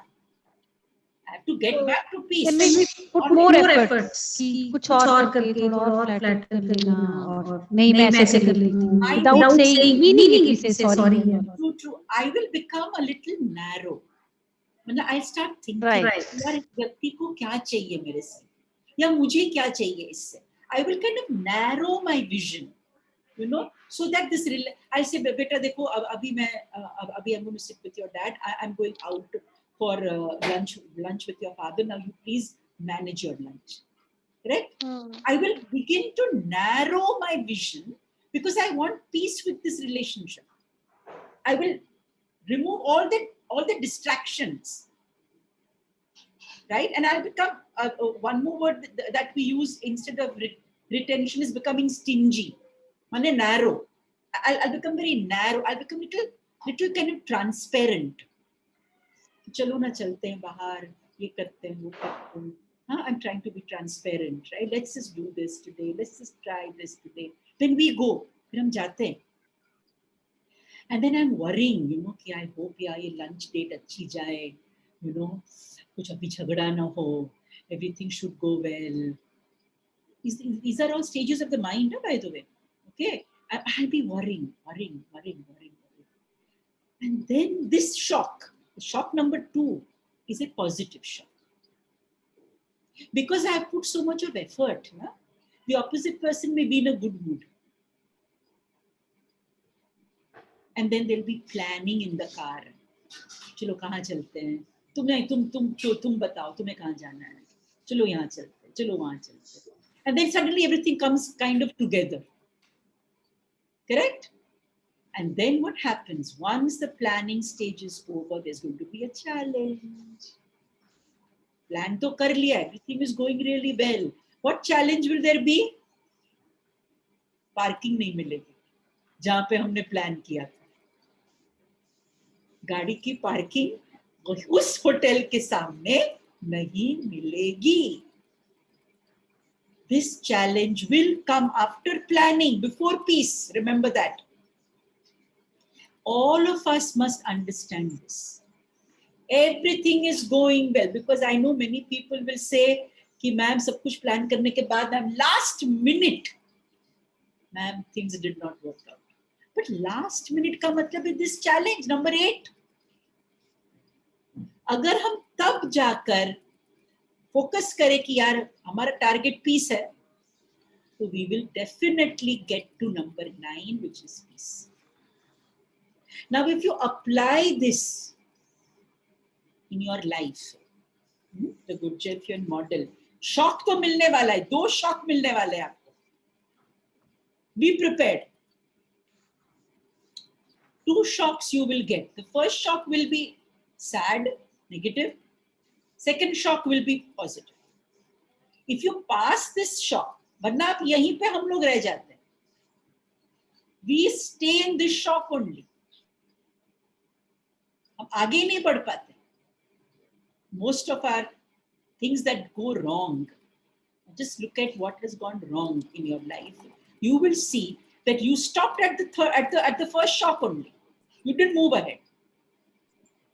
Because you didn't move ahead, you never went to peace. You're stuck here only. Now look at any relationship or any activity. Okay? Let's say your child has taken up an activity. Koi bhi activity. She wants to learn skating, wants to learn music. If you apply this, you will see where it has stopped. अगर बच्चे ने music नहीं सीखा एक time के बाद, तो आप देख पाएंगे कि कौन से नंबर पे ये स्टॉप हो गया. And you will realize what needed to be done at that time. Because this is a huge subject, but I'm just giving you a slight bit of. Now, suppose I'll leave you with some little little food, okay? Now, let us say you are at the stage of resentment.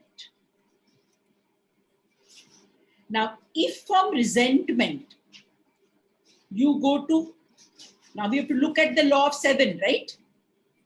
So if from resentment you go to fantasy, you will be under disintegration or integration. अगर मैं 1 से 4 की तरफ चली जाऊं, fantasy की तरफ जाऊं, will it be disintegration? Will it cause me stress, or will it cause me security? It will be security. Security, ma'am. From resentment to fantasy? Yeah, because you will be imagining a positive result of your. No, you are after shock, no? You shock के बाद जा रही है. So 1 to 4, this you are angry. You're in an angry mode. And Going to be negative. You are it's dropping down. Yeah, can one you would fantasize the worst? Yeah. Correct. Very good. Very good, Anu. So you will fantasize the worst, right? So this is going to lead to stress. Stress. But let us say from resentment I go to 7.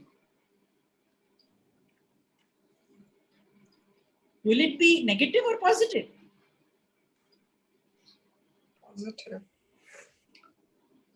Angry planning would be what? I am angry. I am angry, right? And I'm planning now. I'm going to plan angry. I'm going to plan how to get out of anger, right? Get out of the stuck situation. Correct. So I will maybe call a friend, or maybe I'll seek some guidance, or maybe I'll read a book. I'll do something to plan to get out of the state of my mind, right? So remember, 1 going to 7 creates stress. 1 going to 4 creates stress. 1 going to 7 creates security. So you can just mark the arrow. Generally, हम लोग यहाँ पे we put an arrow. 1 to 4 ऐसे एक arrow डालो. And write. Now you should know. जब हम 1 to 4 जाते हैं, तो stress होता है. 1 to 7 जाते हैं, तो security होती है. माने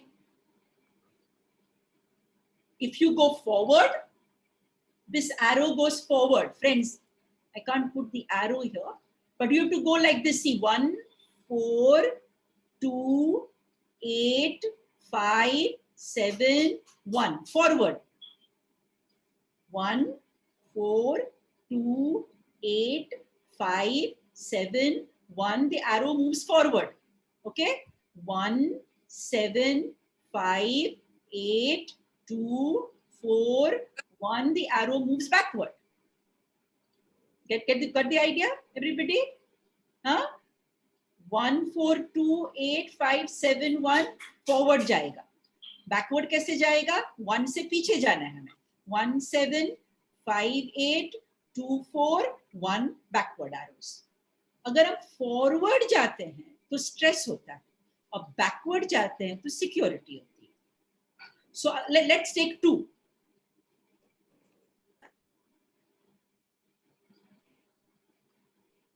If I take 2, 2 goes forward to 8, right? And backward to 4. 2 goes forward to 8 and backward to 4. Just write that down first. 2 goes forward to 8, backward to 4. 3 goes 3. 3 goes forward to 9 and backward to 6. 4 goes forward to 2 and backward to 1. 4 goes forward to 2 and backward to 1. 5 goes, can you all tell me? 5. Forward कैसे जाएगा 5? 8. 7. Okay. 5 will go 7 and backward to 8. Then 6. Backward to 3 and forward to 9. 7. 7 will go backward to 1 and forward to 5. 8 will go backward to 5 and forward to 2. Okay? And 9 will go backward to 6 and forward to 3. So, Ma'am, 9 goes forward to? 9 will move backward to 6 and forward to 3. 3. Like this. ऐसे ऐसे हम जाएंगे ना 9 3 6. That is forward. 9 3. Yes. Study this. Study this. Okay. Look at situations. Look at different situations and see how stress is being created in your life. And when stress is being created, what do you have to do? Let's take one or two more examples for you to understand. So let us say 2. 2 is going. If 2 goes to 8, it creates stress. And if 2 goes to 4, oh, we did this? Yeah. No, we didn't do it. 2 goes to 4, it creates security. Now think, flattery. किसी को flatter करना. You know? You feel unloved, but आपको दूसरों को very nice कहना पड़ रहा है. You're not feeling good about it, but you're just giving strokes to others. Okay, negative strokes आप दे रहे हैं. Plastic strokes आप दे रहे हैं किसी को. Right? Plastic strokes are being given but you're not feeling good about it, right? So if you keep doing that, it's going to be a challenge, by the way. That person will expect it from you every time and you will be exhausted. You won't be able to manage it, right? So you have to move towards security and fantasize or think, यार अगर मैं करती रहूंगी तो next time तो this man will ask for more. अभी मैं तो इसके साथ lunch पे गई हूँ. Tomorrow he will say, now come on, come home. That is my fantasy. I'll feel secure कि नहीं, I'm not going to do this now. Right? So it's important to understand how the movement takes place in the law of 7. And Gurdjieff used to say that this cyclical pattern is like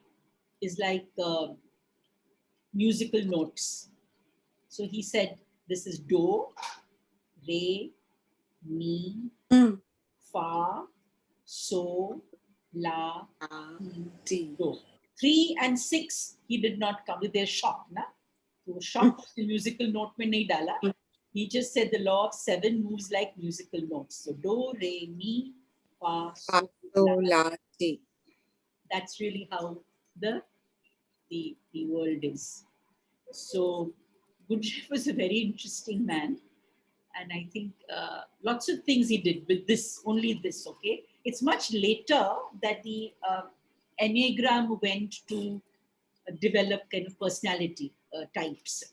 So you have the helper personality, the peacemaker personality, 9 different personality types, okay?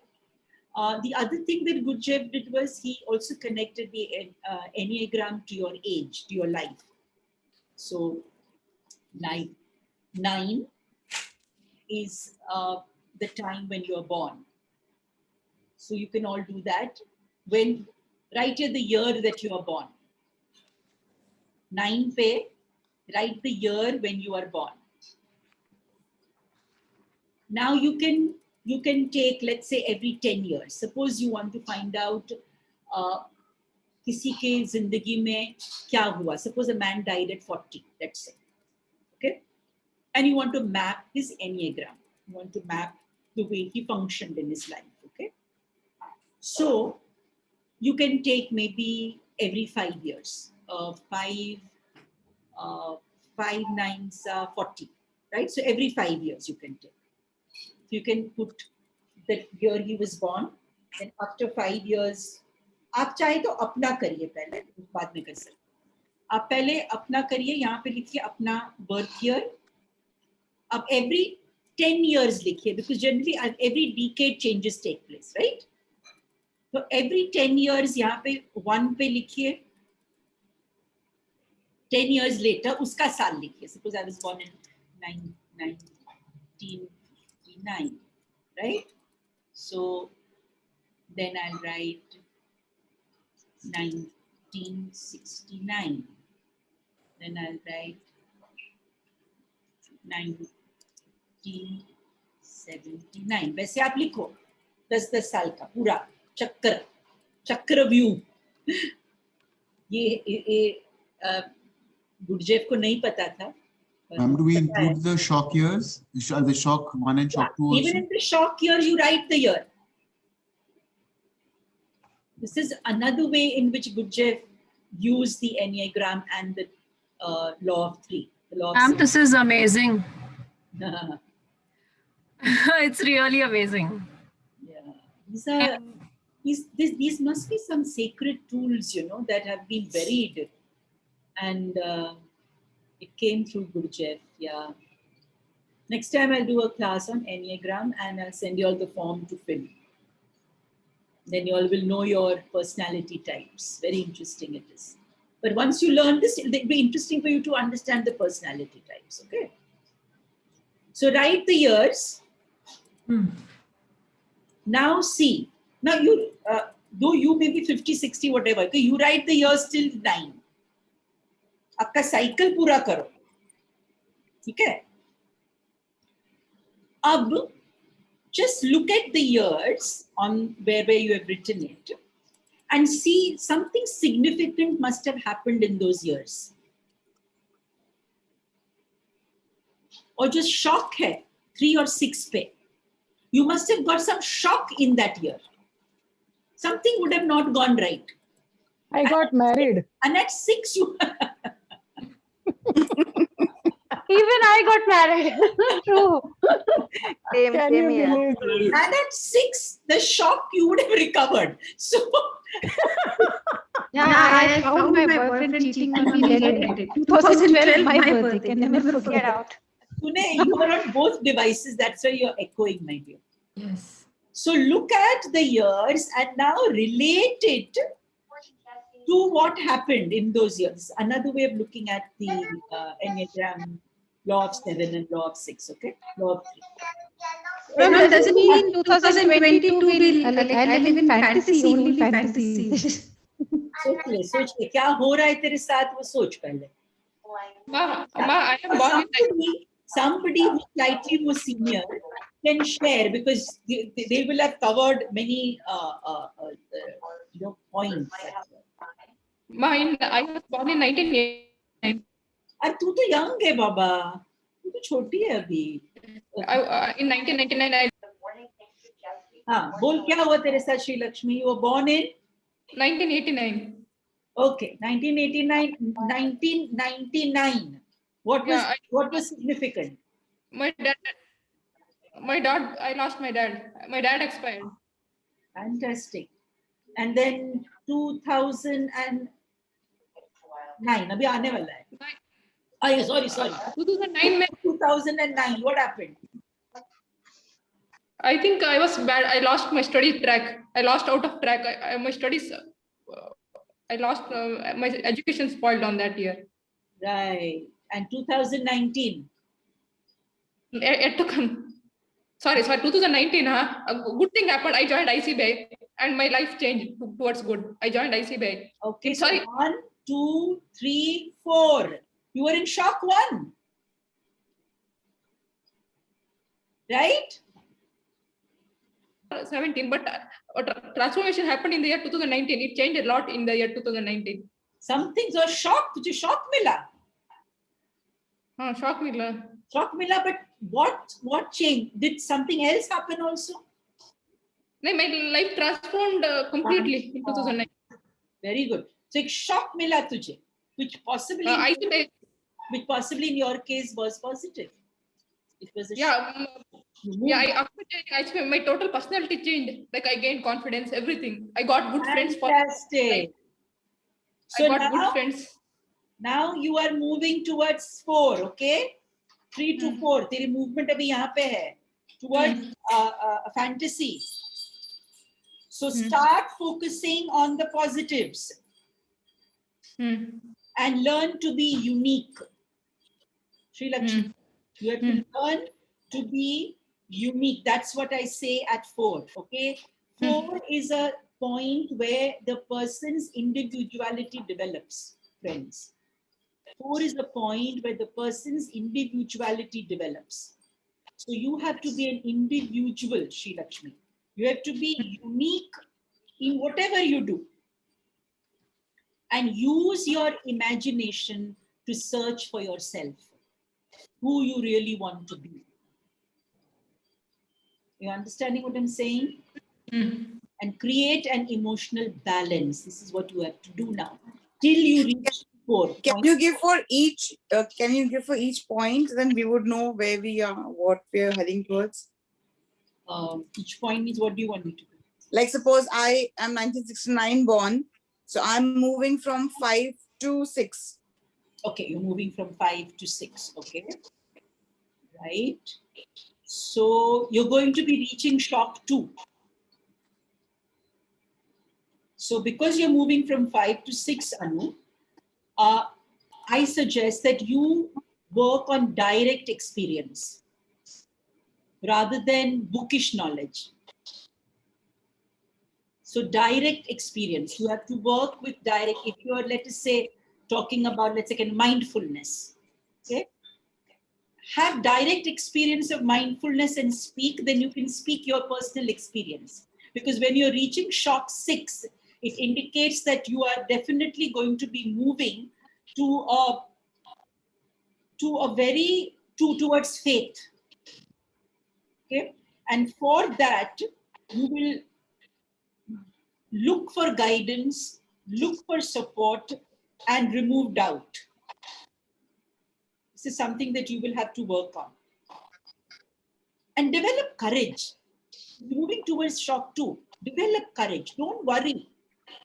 Because this is the thing of worrying, na? So don't worry. Develop courage. And move towards experience. Okay. Really benefit you. Okay? Yeah. Okay. Thank you. Mama, I had a question here. Yeah. Tell me. Like from retention, that is step 5 to 6. So if you go from 5 to 7, that would be a forward direction, isn't it? Yeah. So so the person does the person have to go from 5 to 6, or can they go directly to 7? See, now we are looking at the whole circle now. Now we have moved away from the law of 7 and we are moving to the cyclical pattern. Achha. Now don't confuse both the things. Okay, ma'am. They are two separate things now. Okay. Law of 7, if you're going to use the law of 7. If you're going to use, this is just for the age and the circle. Okay, how the unmanifest becomes manifested is what George said. How the unmanifested becomes manifested. The circle is the symbol of the unmanifested. And we're talking about the age, which is our life that has been manifested. Rahul, okay? Ma'am, just one thing. Yeah. So, from 2012 to 2022, so it's like this year is 2012 is shock, third, number 3 for me, vanity. So I'm moving to now fantasy, right? So first thing, if I put it in a nutshell, the year 10 years are kind of shocks, like one after the other, right? Now when I say fantasy, so you're like on 2 two different devices. Your voice is echoing. Yeah, right. Mama, But it is it better now? No, not. Is it better now? Oh, no. But I'm only on one device. Now, Yeah. go back. Yeah. So now I'm moving towards fantasy. What exactly does that mean? It's no. Like 10 years will be only in fantasy or what? No, beta. Fantasy means when you push yourself to be the best. What do you mean? What do you mean by fantasy? Don't look at fantasy as fantasy, okay? It's like you have a dream. You have a dream, okay? And you're pushing yourself to achieve that dream. That dream is in your mind, no? It's not yet come into kind of fruition, right? So you're moving towards achieving your dream coming true. So from 3 to 4, you will be pushing yourself. You'll be pushing yourself to be the best in whatever you're doing. And that best is going to be in your mind, right? It's not yet out in the open. You got it, Ranika? Ranika, you got it?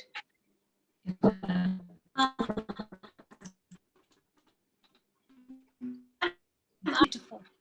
Did you get what I'm saying? That is Kiran. It's Kiran. And that was Kiran. Ranika, you got what I'm saying? Ma'am, that was Yes, Kiran's ma'am. question. Huh? Sorry? Oh, sorry. That was Kiran's question. Kiran, my darling. Kiran. Hanji, ma'am. Understood. Yeah, you have to feel valuable. See, you are not yet valuable, but in your mind, you are valuable. So let what is in your mind come out in the open. That will happen from 3 to 4. Thank you, ma'am. Reach 4. When you reach 4, you will become valuable. Okay. That's the journey. That's the journey to take. And Okay, can you ma'am. explain 4 to 5? Okay. If you're reaching 5? So if you're reaching 4 to 5, it's the journey of mastery. The journey of mastery. It's again, you are, and also it's a journey of non-attachment. A master is always unattached, right? So it's a journey of mastery and it's a journey of being non-attached. Non-attached to even becoming a master for that matter, right? So that's the journey that you're going through. And I would talk about direct experience with concepts here. In certain concepts that you're working with, to have direct experience with those concepts. Ranika, you're already doing it, okay? Yes, direct bang on. experience with concepts. That's what the journey from 4 to 5 is.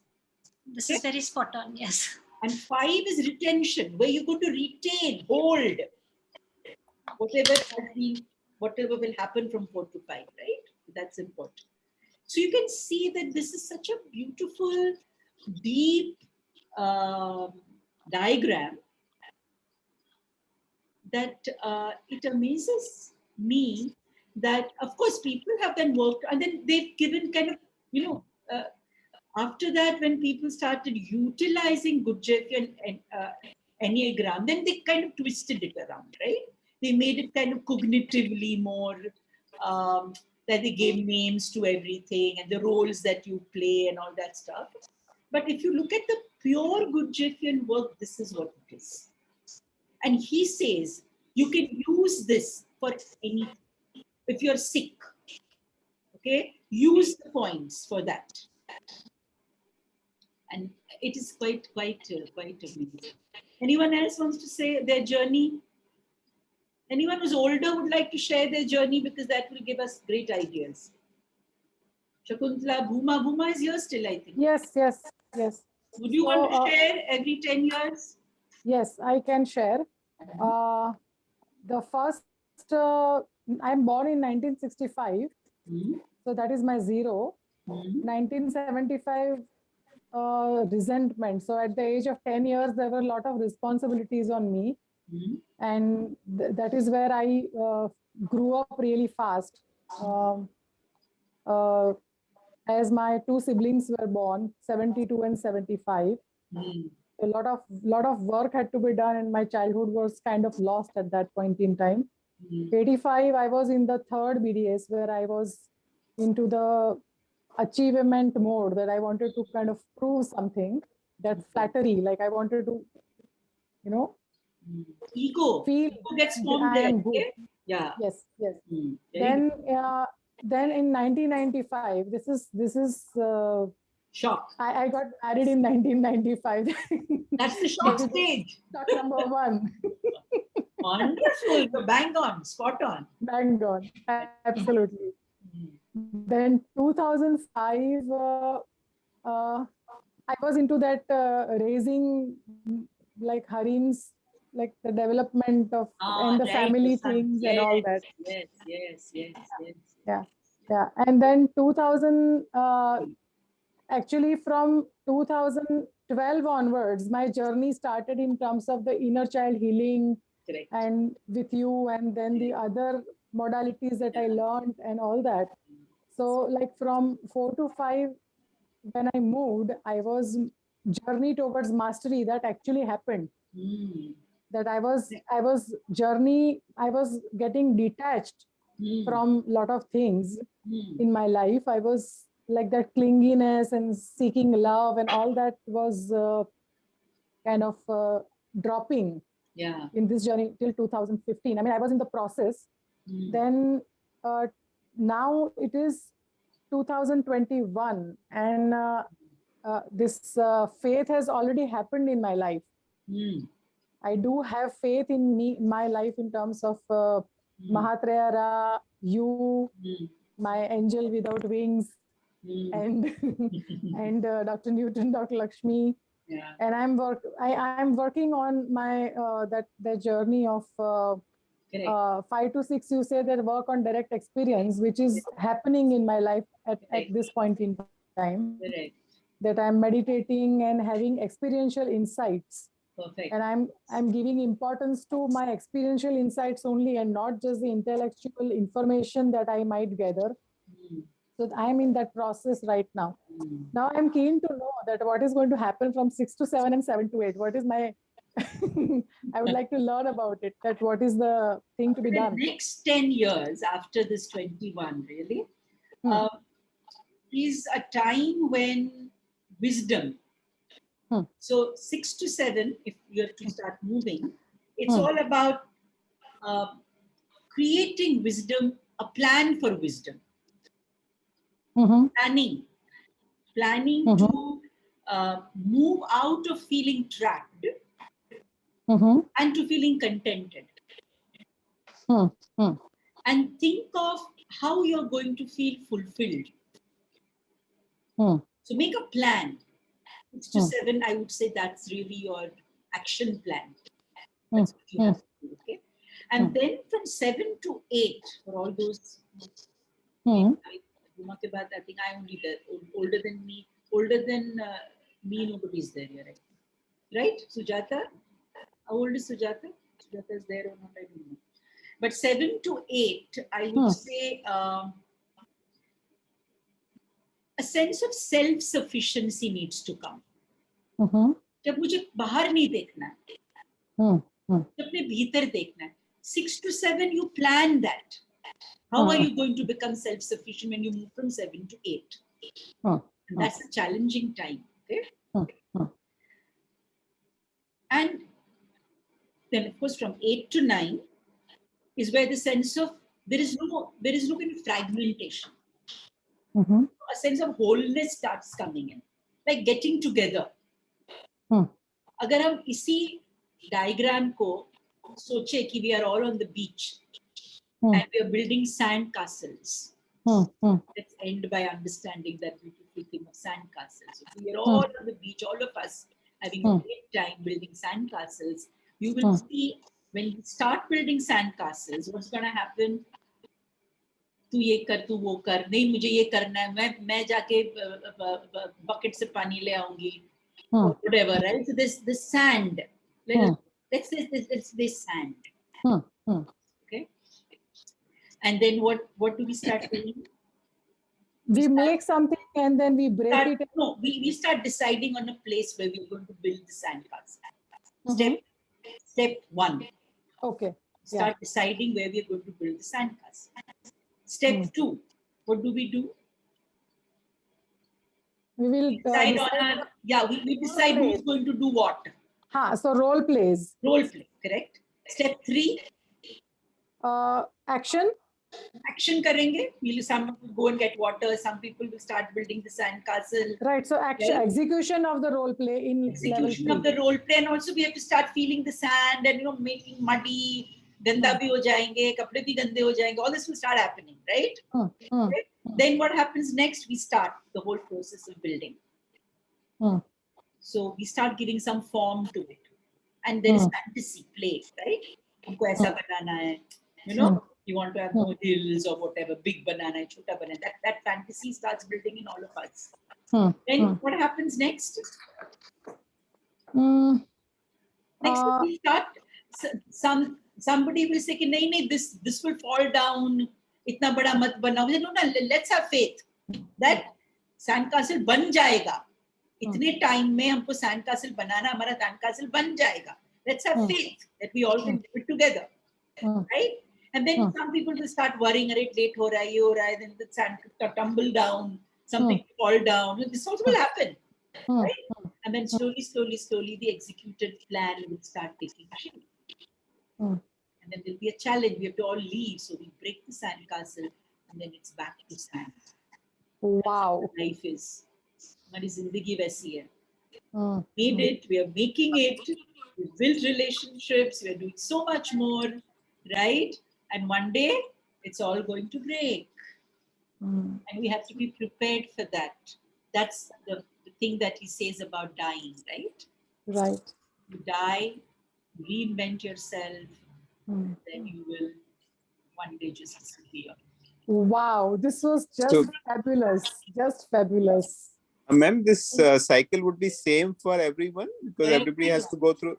They say you can even do kind of 5 years. Suppose there's a person who's much younger. Let's say somebody who's 30 years old. I won't do a 10-year cycle with them. I'll do a 5-year cycle with them. So they understand. है ना? इस तरह से भी आप कर सकते हैं. Every 2-year cycle कर सकते हैं. With a child who's 15, 16, 20. You can do a 2-year cycle, 3-year cycle. Anything you can do. And you can read the person's horoscope. Right? Enneagram can also be like an astrological thing because all these things are all sacred. Astrology, astronomy, all these things, right? So, so these stages keep repeating, let's say in a 10-year cycle, 20-year cycle like this, like if we start dissecting it? Yeah, yes, you can. You can take 9 years, the first 9 years. Correct. And then take the next 9 years, and then the next 9 years, and then what can a Gurdjieff will say? You will see the law of recurrence. Yeah, I was just coming to that. Yeah, fate works like that. So the patterns what we have it. Yes, you take 9 years, 9 years, 9 years, 9. You try it out, okay? And then Gurdjieff will say, if you do it like that, good question, Sanjeev. I forgot actually. So if you do it like that, then he says you will see the law of recurrence. The law of recurrence is the law of fate. Yeah. Then you will see the patterns. Oh my God, man, I'm caught in this trap. I want to get out of this mechanical way of thinking.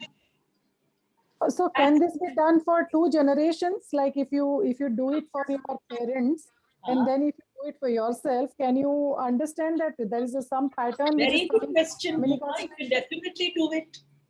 Gurdjieff never wrote that, but we are going to rewrite Gurdjieff, right? So maybe all these new wonderful ideas are coming. So yes, definitely, I think we can do it. Why not? Yeah, we can study that. And actually, I'm connecting this with my astrological thing that my Guru Dasha is working on right now.